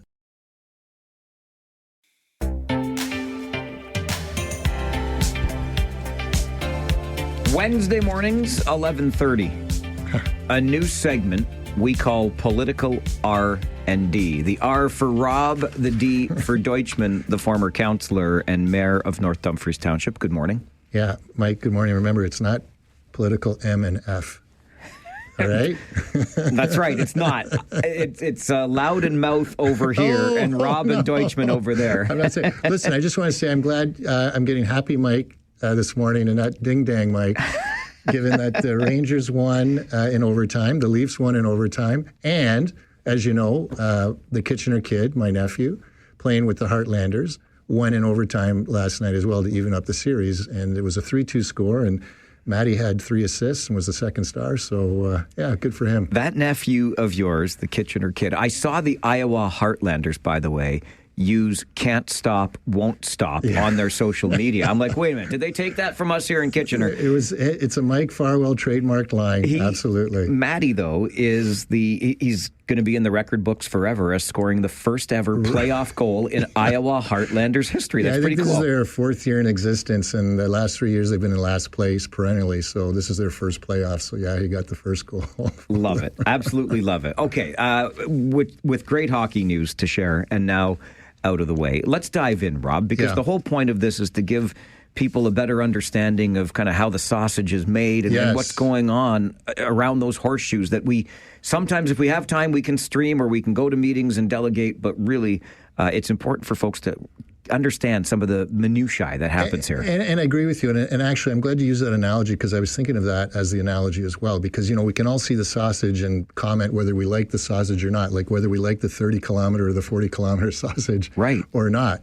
But the issue is, how did we get to that point? And so if people want to see change or something differently, then the question or consideration has to be, how did you get to this situation? So, yeah, it's a perfect analogy for what I hope are the things that we're going to talk about today and in the future. Absolutely. I do hope to get to speed cameras, but let's start with... Not today. Well, we'll see how long we go with this because, this is a big one. Look at all of these things. Like, you could write a paper on a lot of these issues. And so the time that we have, let's just jump into, we want to talk about 100 Victoria, right? Yeah, so let me tell you, I'll just start with what I don't like about it. So here's what I don't like about this sausage. Sure. I've talked to on this show business owners adjacent to that encampment at 100 Victoria. Yep. I've heard from community members who are frustrated and have been for years, and nothing has happened. But now that the region says it needs the land, now we're going to come up with the bylaw. Rules for thee and not for me. Don't like it. I don't like it, Robert. Not exactly, but okay. So now you can tell me how the sausage was made. I can. And again, we're not here to say who's right or wrong or anything like that, okay? But, so first off, and also, too, we could find a lot of people who are, working there, volunteering, helping out, and have a different perspective on what's going on there. So 100 Victoria is interesting because you have to go back first to the whole issue. It almost dates back to the Sterling and Charles situation, okay? The encampment at Sterling and Charles in the middle of COVID when everybody was home, had nothing much to do, trying to figure out what to do. And in the middle of that, there's a situation where there's an encampment that opens up with about 3 or 4 or 5 tents at that situation. And the region shows up and with roads, crews, and heavy equipment moves them because there's a concern about safety. I mean, there's a background story to everything, but the optics were terrible. And so the region put together what they called an encampment policy, which they didn't have before. And it was a sort of a 4-step process that you had to follow, that the region would follow whenever an encampment popped up to try and address the issues and concerns. And that encampment policy was actually noted in the Valente decision, and that's relevant to what's going on with respect to 100 Victoria now, is the Valente decision, which was the court case where the Region of Waterloo brought the case against the people that were camping at 100 Victoria. So this is post Sterling and Charles. And and if you recall, that was actually one of the reasons why I ended up running for regional council was that whole debacle and what was going on with respect to the lawsuit. So the lawsuit is brought in order to allow the region the region wanted a court order to say, the police can go in, can arrest, detain, move, what have you. It was almost akin to the recent court order that the police or the cities obtained with respect to St. Patrick's Day right, to allow the police to have certain powers to do certain things because of the urgency and the emergency, et cetera, et cetera. Interesting. Granted for St. Patrick's Day, not granted for 100 Vic. Well, because here's the situation. 100 Vic's about, charter rights, right? It's about life, liberty, security of the person. And this is, we're talking now about, like, the people at St. Patrick's Day they're living someplace and showing up on the street. So they're leaving their homes. Here, it's about a home. It's a tent, but it's a home. And it's whether that home is going to be removed or not. And that was the issue. So you have this land, and it's interesting because I have a few concerns about what the region is planning to do in light of the Valenti decision. Okay, and that's why I'm talking about the Valenti decision. So Valenti said, look, you don't really need this land, even though you say, and this is important too, in Valenti, there was discussions about the region saying, yes, we're going to start construction in 2024 or what have you. And that's what they were saying, okay? And when you go to one of these things, you have an affidavit, and the affidavit is subject to cross-examination. Well, under cross-examination, the starting dates were not firm. And the judge said, okay, well, we don't really know when you're going to need this land. So you don't have an urgency for this land, and it's not like a park situation. So because in those park debates or cases, it is an issue of the rights of the community to use a park versus the rights of someone to set up a tent. And so you have competing interests. But there wasn't any strong competing interests in this land, okay? So what's happening now is the city or the region is saying, okay, Metrolinx is confirmed, so, allegedly. Yeah, don't get me started on that. Well, it's the unicorn of all unicorns, Rob. Their transit hub, the phantom transit hub. No, but this is the thing with Metrolinx, though. Do we believe Metrolinx is on time for anything? No. And I think that this is where the region could run into an issue. Because if this matter is back in court, and Valenti said, look, if you're going to move people off that site, come back and see me. What's interesting is the region of Waterloo is planning to move people off the site, and then they're saying, if we have time, or we're going to try and get to Valenti, because it says the region intends to seek further discretion from the Superior Court of Justice to the extent this is feasible and compatible with the anticipated construction schedule. Well, they alleged a construction schedule last time.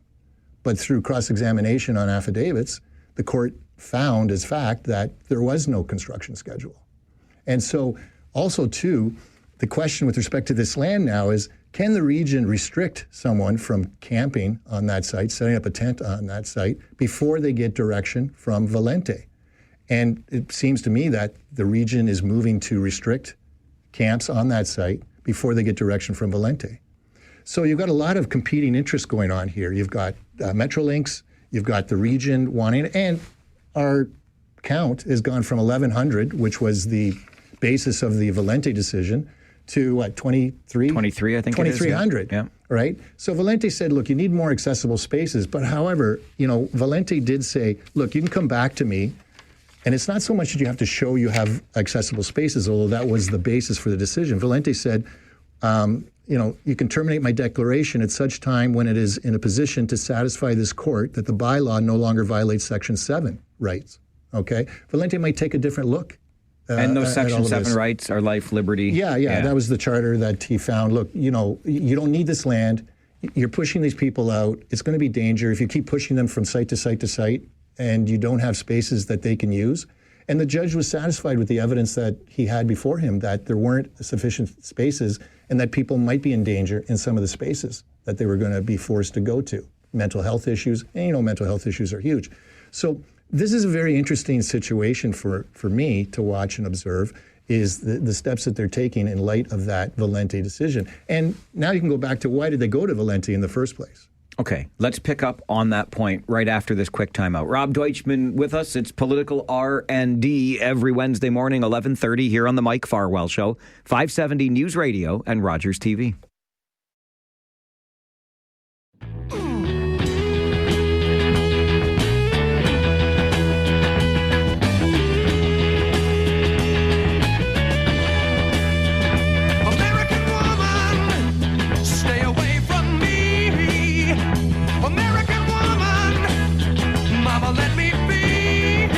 Rob Deutschmann comes into the studio this morning, elbows up, wants to hear a little Canadian content, singing about American Woman. Stay away from Canada. Political R&D with Rob Deutschmann, the site-specific bylaw that the region Our regional council will be debating at its meeting tonight. 19 delegates set to appear. You know what they're going to be hearing. They will all be, you can't do this, you can't do this, you can't do this, giving the earful to council. Let me touch on that just before we get back to what we left it off. And I think this is an interesting point. I think, delegations are crucial, okay, just generally, because it gives the councillors an opportunity to hear directly from the public on these issues. Okay, and that's key, because as my old friend Ross Kelterborn, who passed away recently, would always say, if you want to do something and have a concern, come to the council table. That's where the people's work has to be done. Not behind closed doors, not in secret, but out there in the public. And I think that it's crucial that people remember that to take that time. And I know it's a lot of work for some people, and really appreciate it. And now with the internet and Zoom, it makes it easier for people to do that.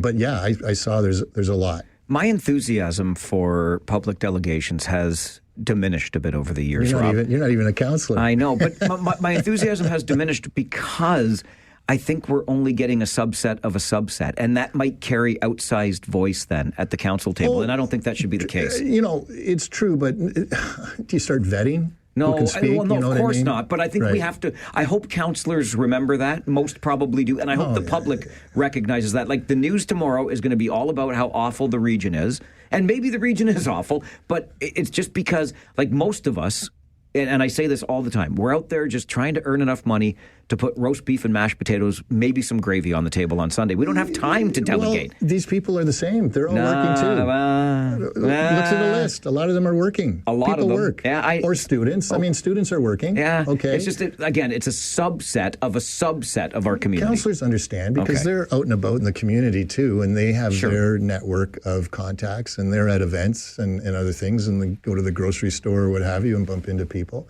So you see a lot of that, but it's important to, you can't restrict. Agreed. You can't restrict. And I think it is. But we have to make sure we're taking it for what it is. Well, encourage people to get out and voice their views.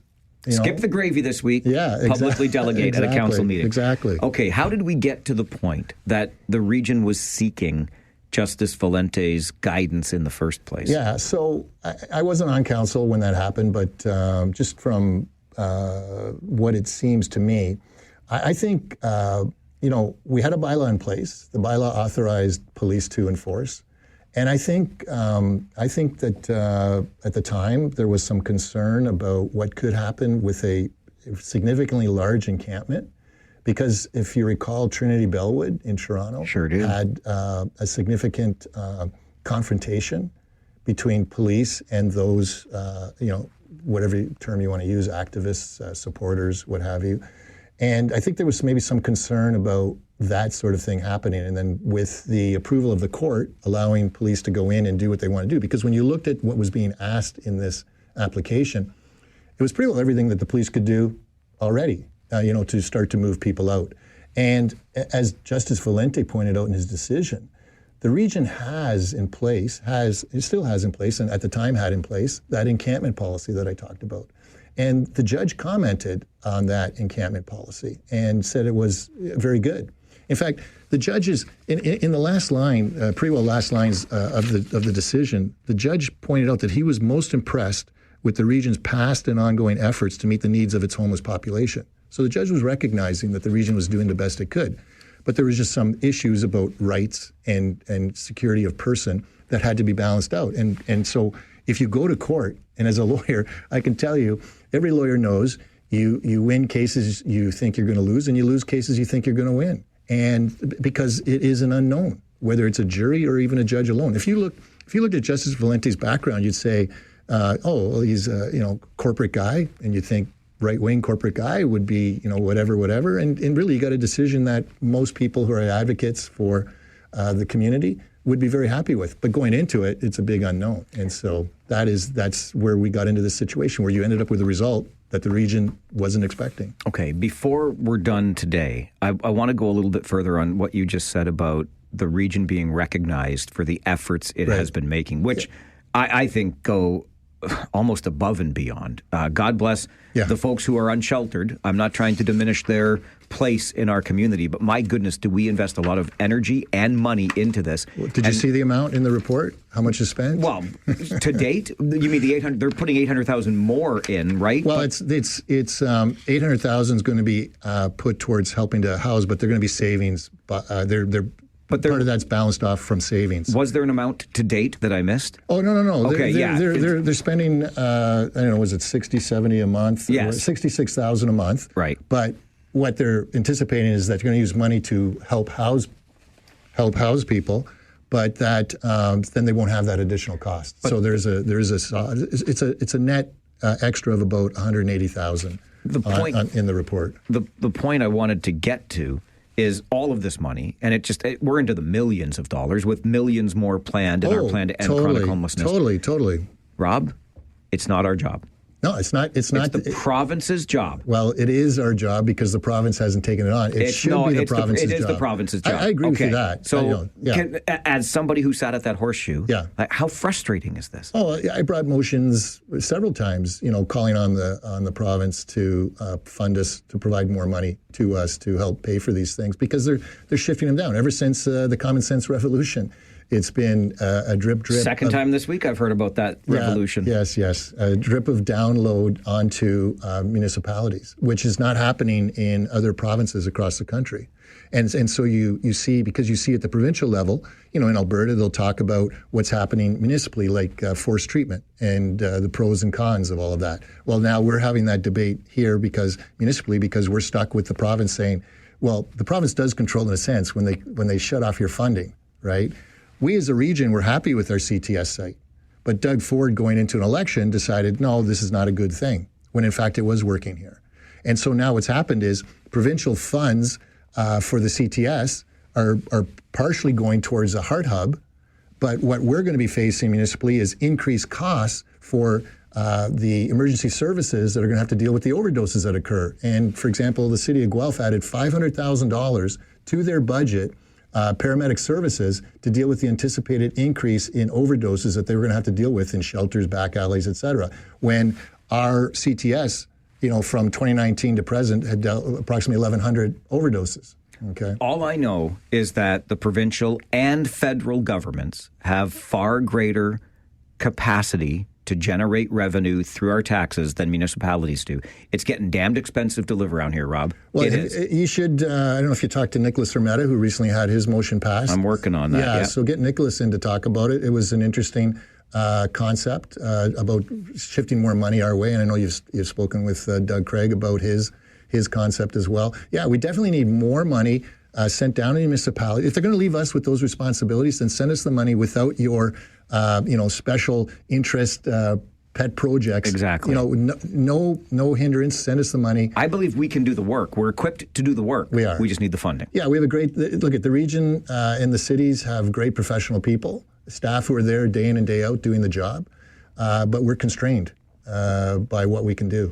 All right. We're constrained by the clock, so that's it for Political R&D today. And we didn't even get to talk about the scam that is those speed cameras. Whoa. What? Is that it's such a scam. We're being scammed. But they're going to be around for a while, so we'll have lots of time to talk about it. Can't wait. Rob, thanks for this morning. Rob Deutschmann joins us Wednesday mornings, 11:30 for Political R&D. Oh, there's more to come. This is the Mike Farwell Show, 570 News Radio and Rogers TV.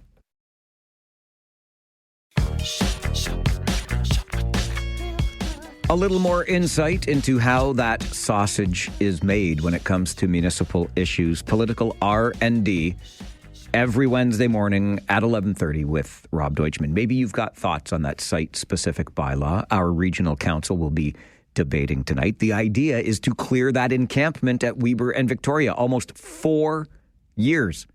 4 years after it was established. Your Talkback Hour is coming up, and perhaps you'd like to weigh in on that. We had a good conversation earlier about the empire that Conestoga College has built that is beginning to crumble. And, of course, the big story in the community today, our Kitchener Rangers making some history last night. I'm so damn proud of those guys. Oh, my goodness. open lines coming up. Whatever it is that's on your mind, share it with us on the Talkback Hour. This is the Mike Farwell Show, 570 News Radio. Take out the papers and the trash, or you don't get no spending cash. If you don't scrub that kitchen floor, you ain't gonna rock and roll no more. Yakety yak. Don't talk back. Just finish cleaning up your room. Let's see that dust fly with that broom. Get all that garbage outside, or you don't go out Friday night. Don't talk back. It is your Talkback Hour. Don't talk back. Please do talk back. Look, it's been a long day. The day started, we were still up at midnight. We were still in Windsor, Essex County at midnight, working our way home. Paul Fixter and I rolled in a little after 2, a little before 2. I'm all confused. It doesn't matter. I pledged that win, lose, we were coming into work today so that we could have the conversation with you about the game last night, which turned out to be a thriller, and the Kitchener Rangers made some history. 6th team in OHL history to come back from a 3-0 series deficit to win it in 7. It was incredible stuff, and I think everybody is understandably still excited about it today. But there are issues. The campaign rages on federally. Voting day is Monday. Conestoga College's empire begins to crumble. Is somebody fiddling somewhere? I'm listening for it. Anyway, the Talkback Hour is yours, and the more that you call and share, the easier my job is. I just have to listen and respond. 519-570-2545, star 570, 1-800-570-5715. Ernie, start us off. Good afternoon. Hey, Mikey, did you hug Fixie after that goal last night or what? Listen, I've hugged Fixie on more than one occasion, and we were pretty happy in the booth last night. You know what? Even a kiss would have been okay yesterday. You know what I mean? It would have been okay yesterday. I'll accept that. That's all good. A couple of comments here, just on that doom and gloom segment that you had on there from the Black Box reporter there. Question for you: was that a conservative hit piece? A conservative hit piece? Yeah, did they come out with that? The report about we're going to be poaching in 15 years, you know? Well, we have to take that with a grain of salt. And I'm not even sure, do we need the Privy Council? I don't know. But this was a report, an internal federal government report. It doesn't say this will happen for sure. It says it's plausible that this could be a result. Exactly. Well, I'm just trying to get prepped here a little bit, and obviously, if it's like the current Liberal government that came up, well, it's not it was the Privy Council that came up with that piece there. Yes. If we're not, all guns are going to be bad and we're not allowed to have guns, Mike, do I have to learn how to shoot with a slingshot? Yes. Bow and arrow, slingshot, yeah. Okay, I'm just trying to get prepped here, Mike. Maybe we'll do some slingshot lessons with my kids or something. It's Red Dawn all over again, Ernie. I appreciate the call. Tom Korski does some great work, and the Blacklocks Reporter is his independent news outlet. Tom's the managing editor there and joins us every Wednesday morning at 10 o'clock to help us mind Ottawa's business. And look, again, you got to take it with a grain of salt. Nobody is saying this is the outcome by 2040 in Canada, but the report, the job of the department that generated the report is to speculate on things, is to prepare for all potential scenarios. I don't think it's likely that in 15 years that's where we are, but should we be there, the government has a department. I guess it's the department of making stuff up. Don't even get me started. Do we need that bureaucracy? I don't know. Mark, you're on the Talkback Hour. Good afternoon. Good afternoon, Mike. I guaranteed that Ranger win. You did. You Mark Messier'd that, a Game 7 guarantee. You nailed it, Marcus. And plus, great call on the overtime goal, Mike, by you. Thank you, Mark. I was stunned for a moment. I was honestly stunned for a moment. You were the best. Thanks, pal. Now they play London next, right? That's correct. Why does London have... They're like playing an NHL team. They've got 12 draft picks 13, in the NHL. 13, but who's counting? Oh, my goodness. Yeah. They're like playing an NHL team, Mike. An American Hockey League team. That's the way they've been described before. How do they get all those... why are they always top of the ladder, Mike. Well, there's this wee farm in Petrolia that funds a lot of. No, I'm kidding. I don't know, Mark. Your guess is as good as mine. Nudge, nudge, wink, wink. Okay, but you know what? We're taking him out. Okay. Okay, Michael. Thanks, Marcus. Bye. Bye-bye. Another guarantee from Mark. It's going to be a tall order to take out the London Knights, but don't sleep on this Kitchener Rangers Hockey Club. Kyle, you're on Talkback. Good afternoon. Good afternoon. This is a moment from the diehard fans packing the yacht to the front office working behind the scenes, the coaching staff drawing up plays, and of course, the players leaving it on the ice. This is what we've all been working toward. A big salute to the broadcasters that keep the spirit alive for everybody tuning in. And now, this is our time. As the Kitchener's Rangers, let's show the Knights what we've worked hard all season to do. Let's go, Rangers! Woo! Thanks, Mike. Well written, Kyle. It was a prepared piece. Let's go to Andre next. Good afternoon, Andre. Good afternoon, Mike. What Kyle said, that scares me because Kitchener has always done it. It's just that London been resting. Dale Hunter, like you explained it to me, I love your stories about the hockey, Mike, your knowledge, your experience, and all that. You're the best. I did not know about Dale Hunter, that he was upset about that, and he's still upset about that. What's he upset about? About him, he played with the Kitchener Rangers, I think. Yes, he was originally a Kitchener Ranger, got traded to the Sudbury Wolves, and legend has it, Andre, that Dale Hunter has never forgiven the organization here in Kitchener. I understand that because I met him at the club in my younger days with Brian Leach and all that. He's one big tough boy, and you put your hand on his back and he doesn't move. Like, he's very stubborn. But the thing is, Mike, I said it many years, and I think this is the time to call Tiger Williams. What do you think, Pixie? We love Tiger Williams. We make reference to Tiger Williams because of the way he used to celebrate a 3-star selection, take a little ride on his hockey stick. You don't see that sort of character in the game anymore, but the game is still a whole heck of a lot of fun, especially when you win a Game 7 overtime to advance in the playoffs. That's what our Kitchener Rangers did last night. Our Talkback Hour continues this afternoon on the Mike Farwell Show. I've got Rory next, and there's a line open for you if you'd like to be a part of this. 570 News Radio and Rogers TV.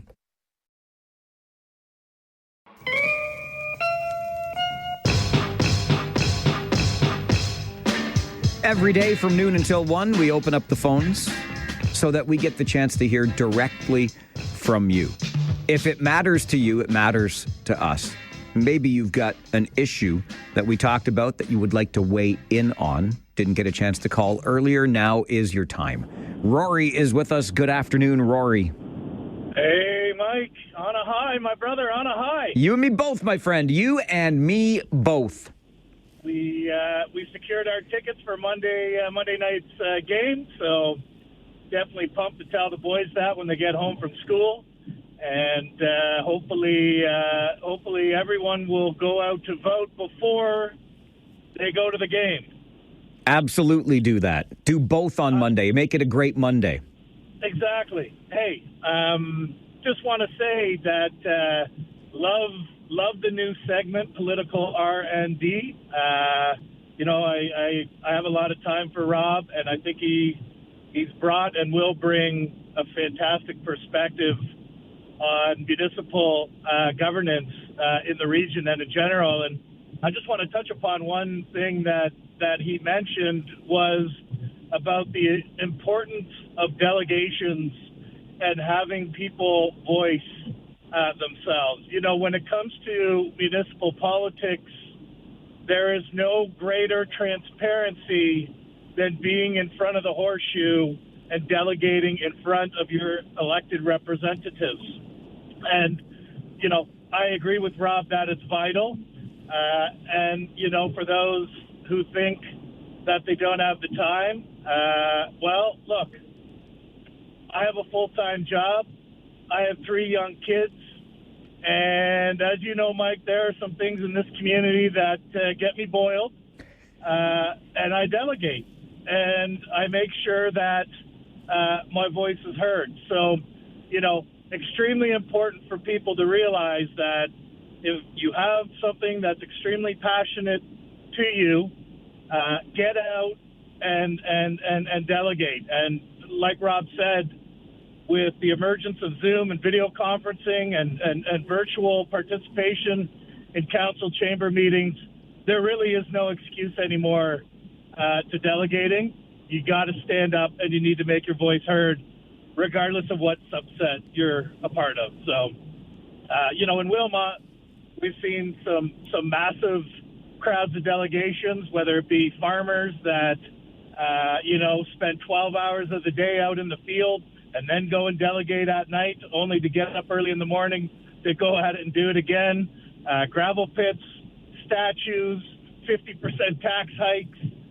They've all engaged the community, and people have shown up. And to some extent, you can kind of question whether or not it's made a difference, but certainly what it does allow is to make your voice heard. So delegate, delegate, delegate.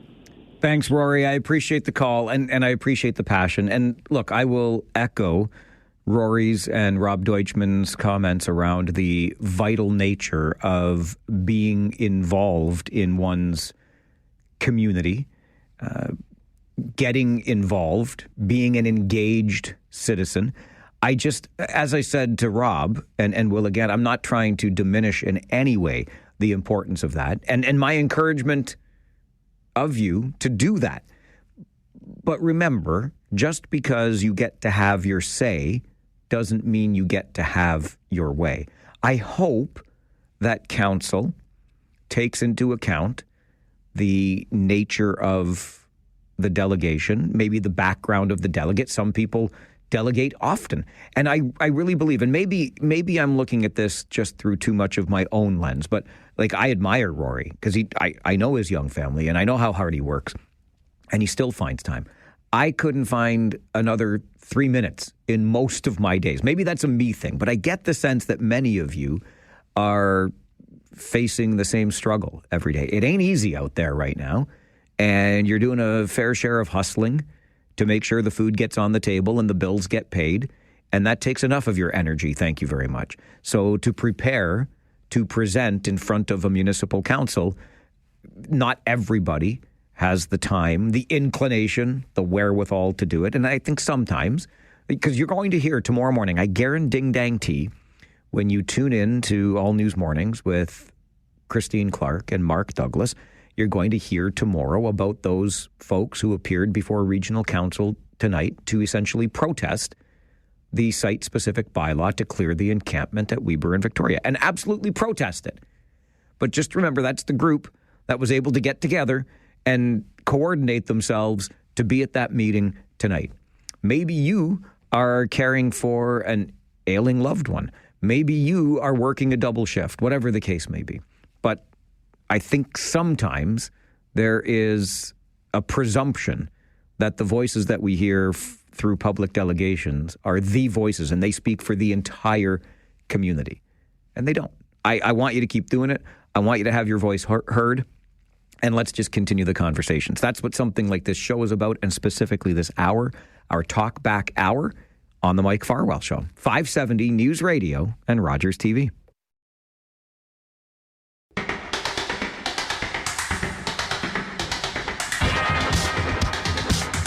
Talkback is the time we love to hear your voice at 519-570-2545. Star 570.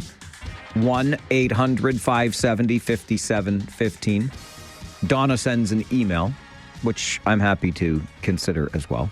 Mike at 570news.com is the email address. And Donna writes, I wanted to send you an email last night at 10:19 p.m. That must have been when the hockey game came to an end, right? But I just wanted to say thanks for 2 late nights this week, with many more from the past and many more to come in the future. Have there been 2 late nights already this week? I don't even know what day it is. Ooh, baby, what a game. Let's see what we can do against London. Congratulations to the Rangers. What a great win. Thank you for the excellent commentary you give every game. It really makes a great hockey game so much more exciting. Donna, that is lovely of you to say, and I thank you for that. I will also remind you that as far as jobs go, this ain't the toughest out there. I ain't birthing no babies, nor am I splitting any atoms. I love the chance to do what I do.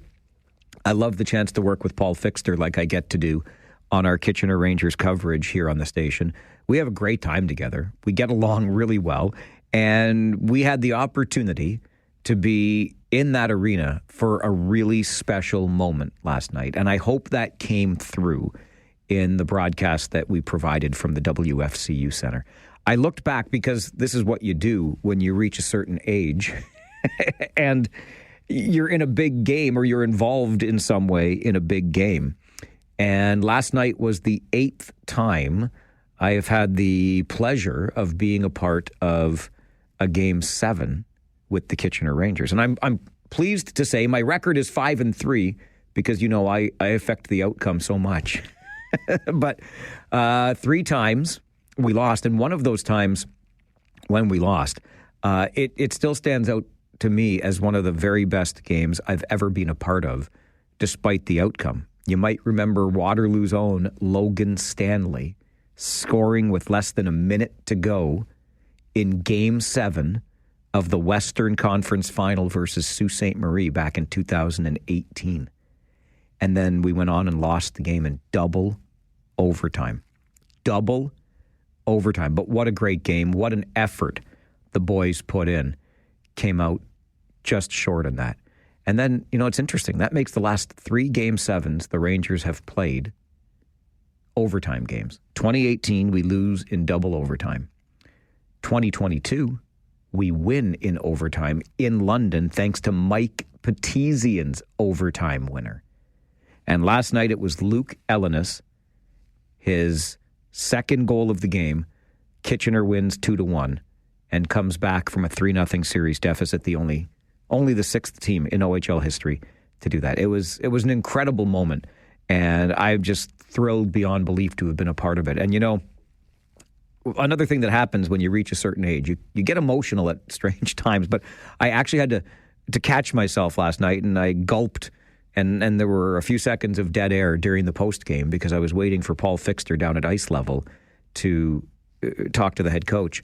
And I was just reminiscing and telling some stories as I filled that time, and I remembered that it was that arena, the WFCU Center, where I had the chance to call my very first hockey game on this radio station with Don Cameron. Oh, his 89th birthday would have been last week when the Rangers got their first win in the series, and he was right there with us through last night. This is the Mike Farwell Show, your Talkback Hour, 570 News Radio and Rogers TV.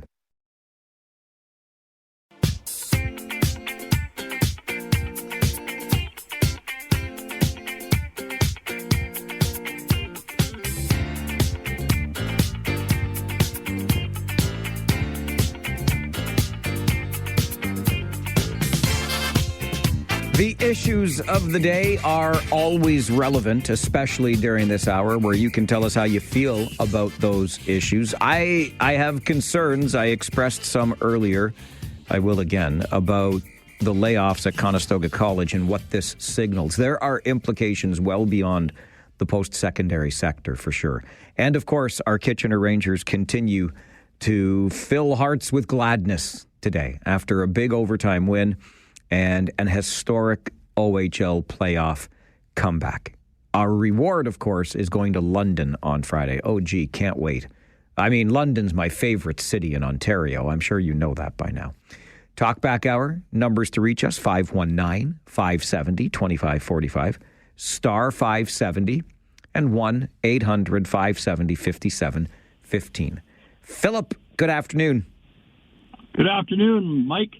What about those comeback kids last night in Windsor, eh? They were something.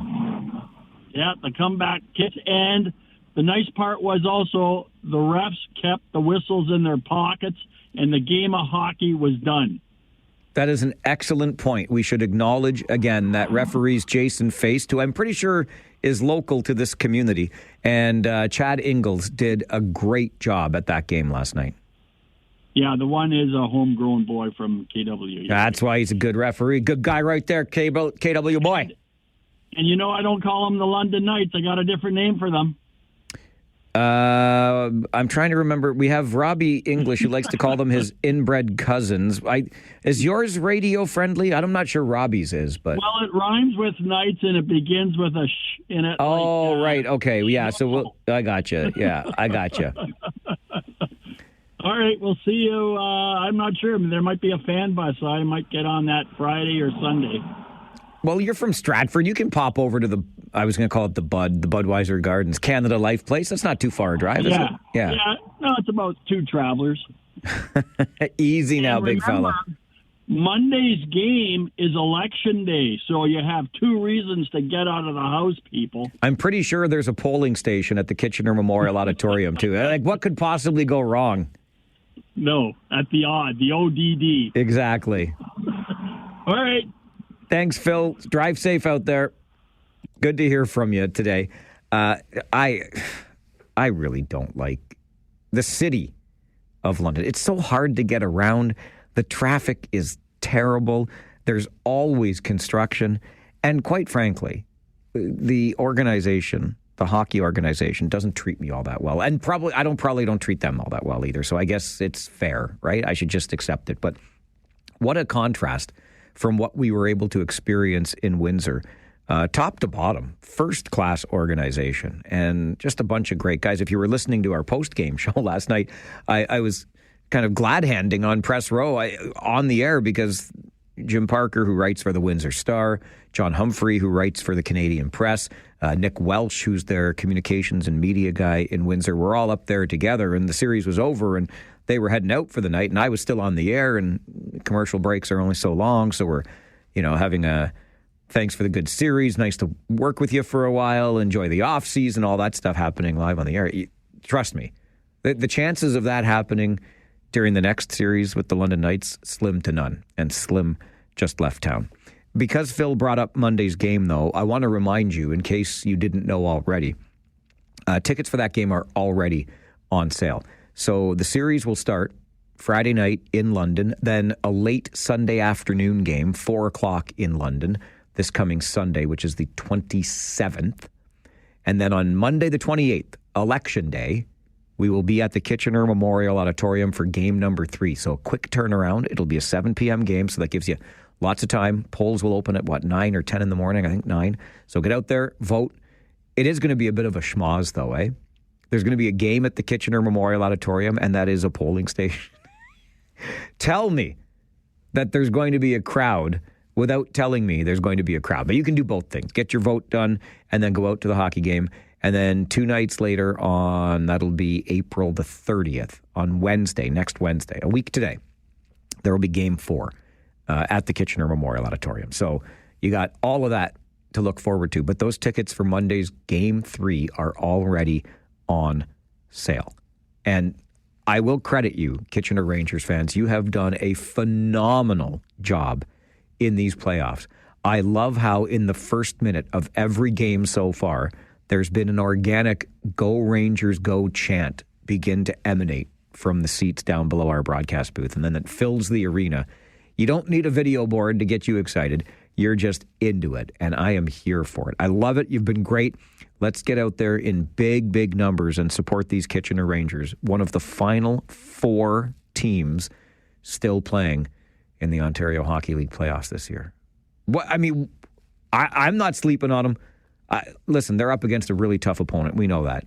But I've just watched this Ranger team come back from 3-0 down against a really good team. So you're not going to hear a shred of doubt in my voice.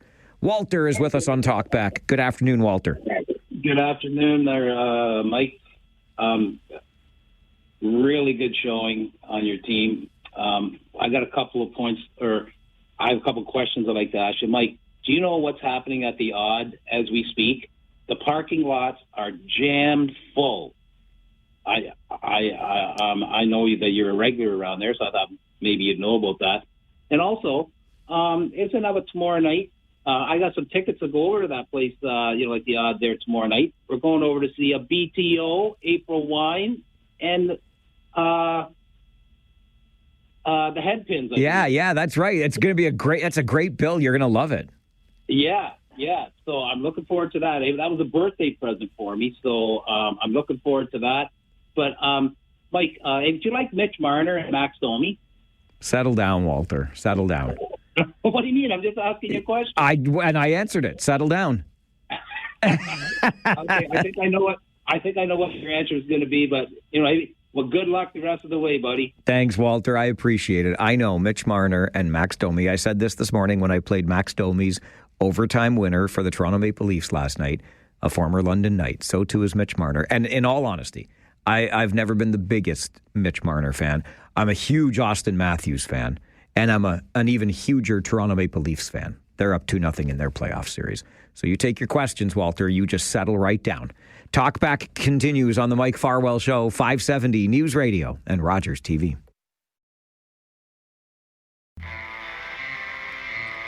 And right back to the phones we go on this Talkback Hour. Bob, good afternoon. Hey, where my pies at? I ordered 10 pies last night, and I had the moose go pick them up. I think they must be endangered or something. Oh, no, they're not endangered, Bob. You see, what happens is if you order those pies from Windsor, and I know where you got them from Antonino's Pizza. My friend, those pies did not make it home because I was near them. Oh, I know. Best pizza I have ever had in my existence. Well, I know. I lived down in Windsor from 75 to 80.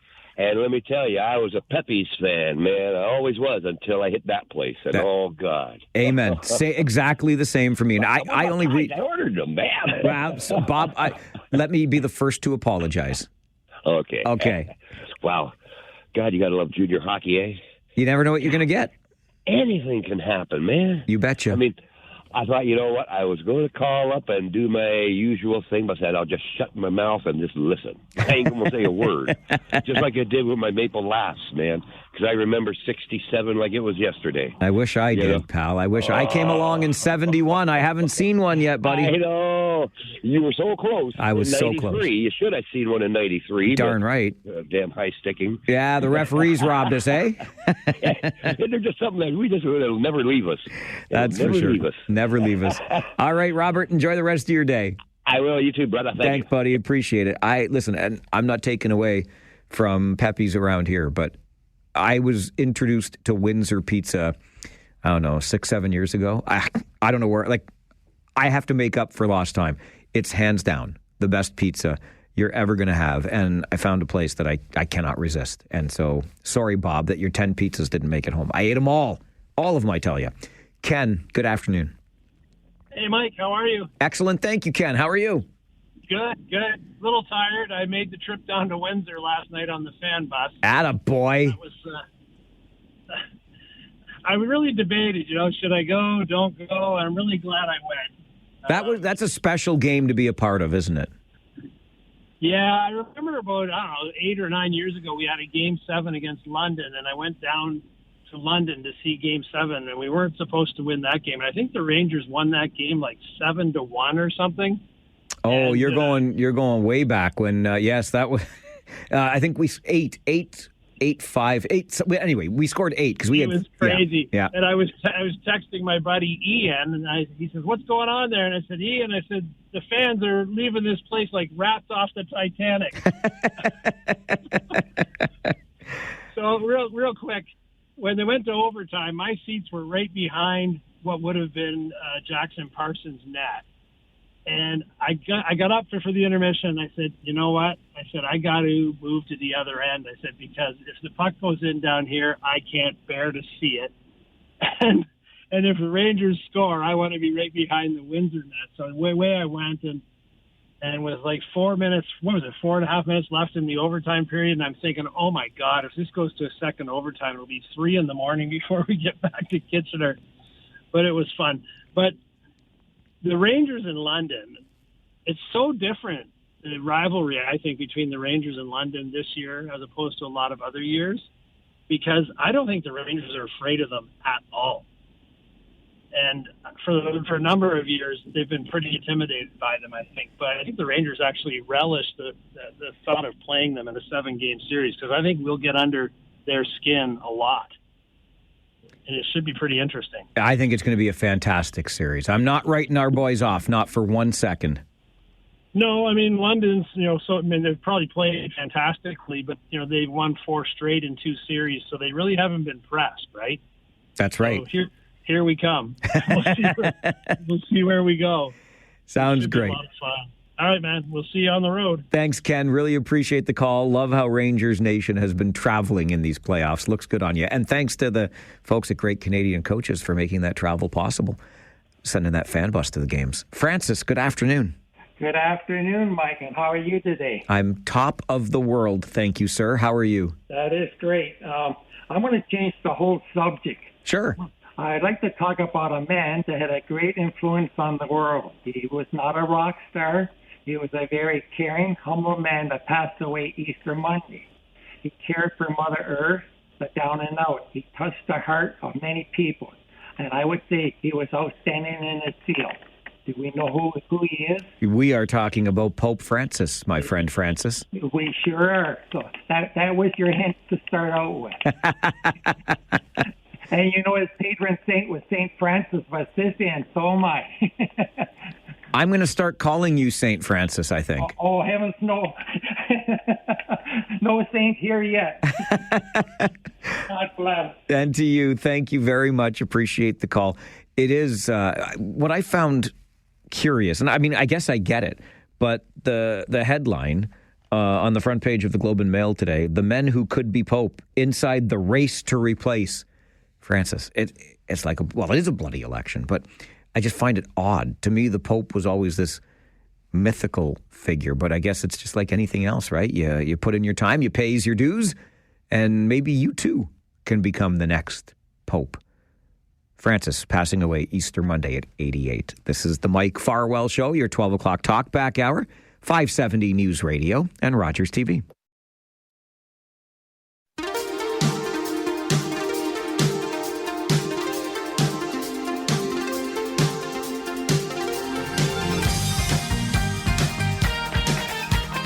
Final moments of our time together today before we get you to the 570 News Center for a 1 o'clock update. And then, now you know, with Rob Snow, which will carry us through until 3 o'clock this afternoon. But we're not done yet, so we go right back to the phones on our Talkback Hour.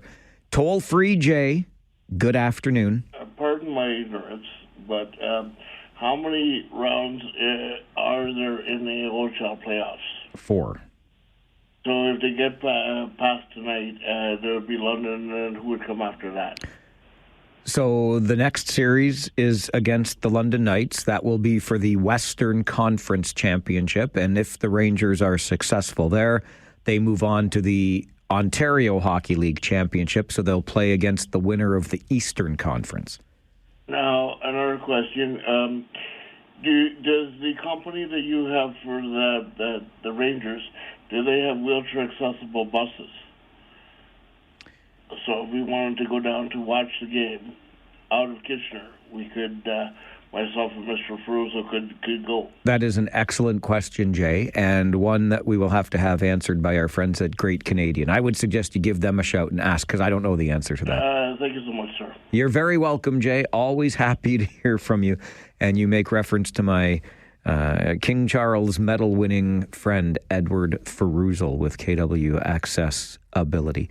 Can't wait to see them at their annual golf tournament coming up in June. At some time in the not-too-distant future, we'll, I'm sure, have them on the show to talk about the golf tournament. They sold it out in a heartbeat last year, and they did this really cool golf ball drop from a helicopter, and I guess you paid for a ball, and if it landed closest to the pin, you won this big prize. It was pretty cool. Anyway, Edward Ferruzel, what a great guy, and King Charles Medal Award winner. Speaking of winners, those Kitchener Rangers, as Jay just alluded to, as you no doubt know by now, big winners last night, only the 6th team in Ontario Hockey League history to come back from a 3-0 series deficit and win it. And on they go to play the London Knights. The series will open on Friday. Paul Fixter and I will have your Harris Law pregame show right here on 570 News Radio, Friday night starting at 6:30. That's Friday. Looking ahead to our show tomorrow, as you may have heard on the show earlier today, Regional Council will tonight debate their site-specific bylaw, with an attempt to clear that encampment at Weber and Victoria Street so they can make way for the staging area for construction of the regional transit hub. We'll talk about that meeting and the results of it at 9:30 on the show tomorrow.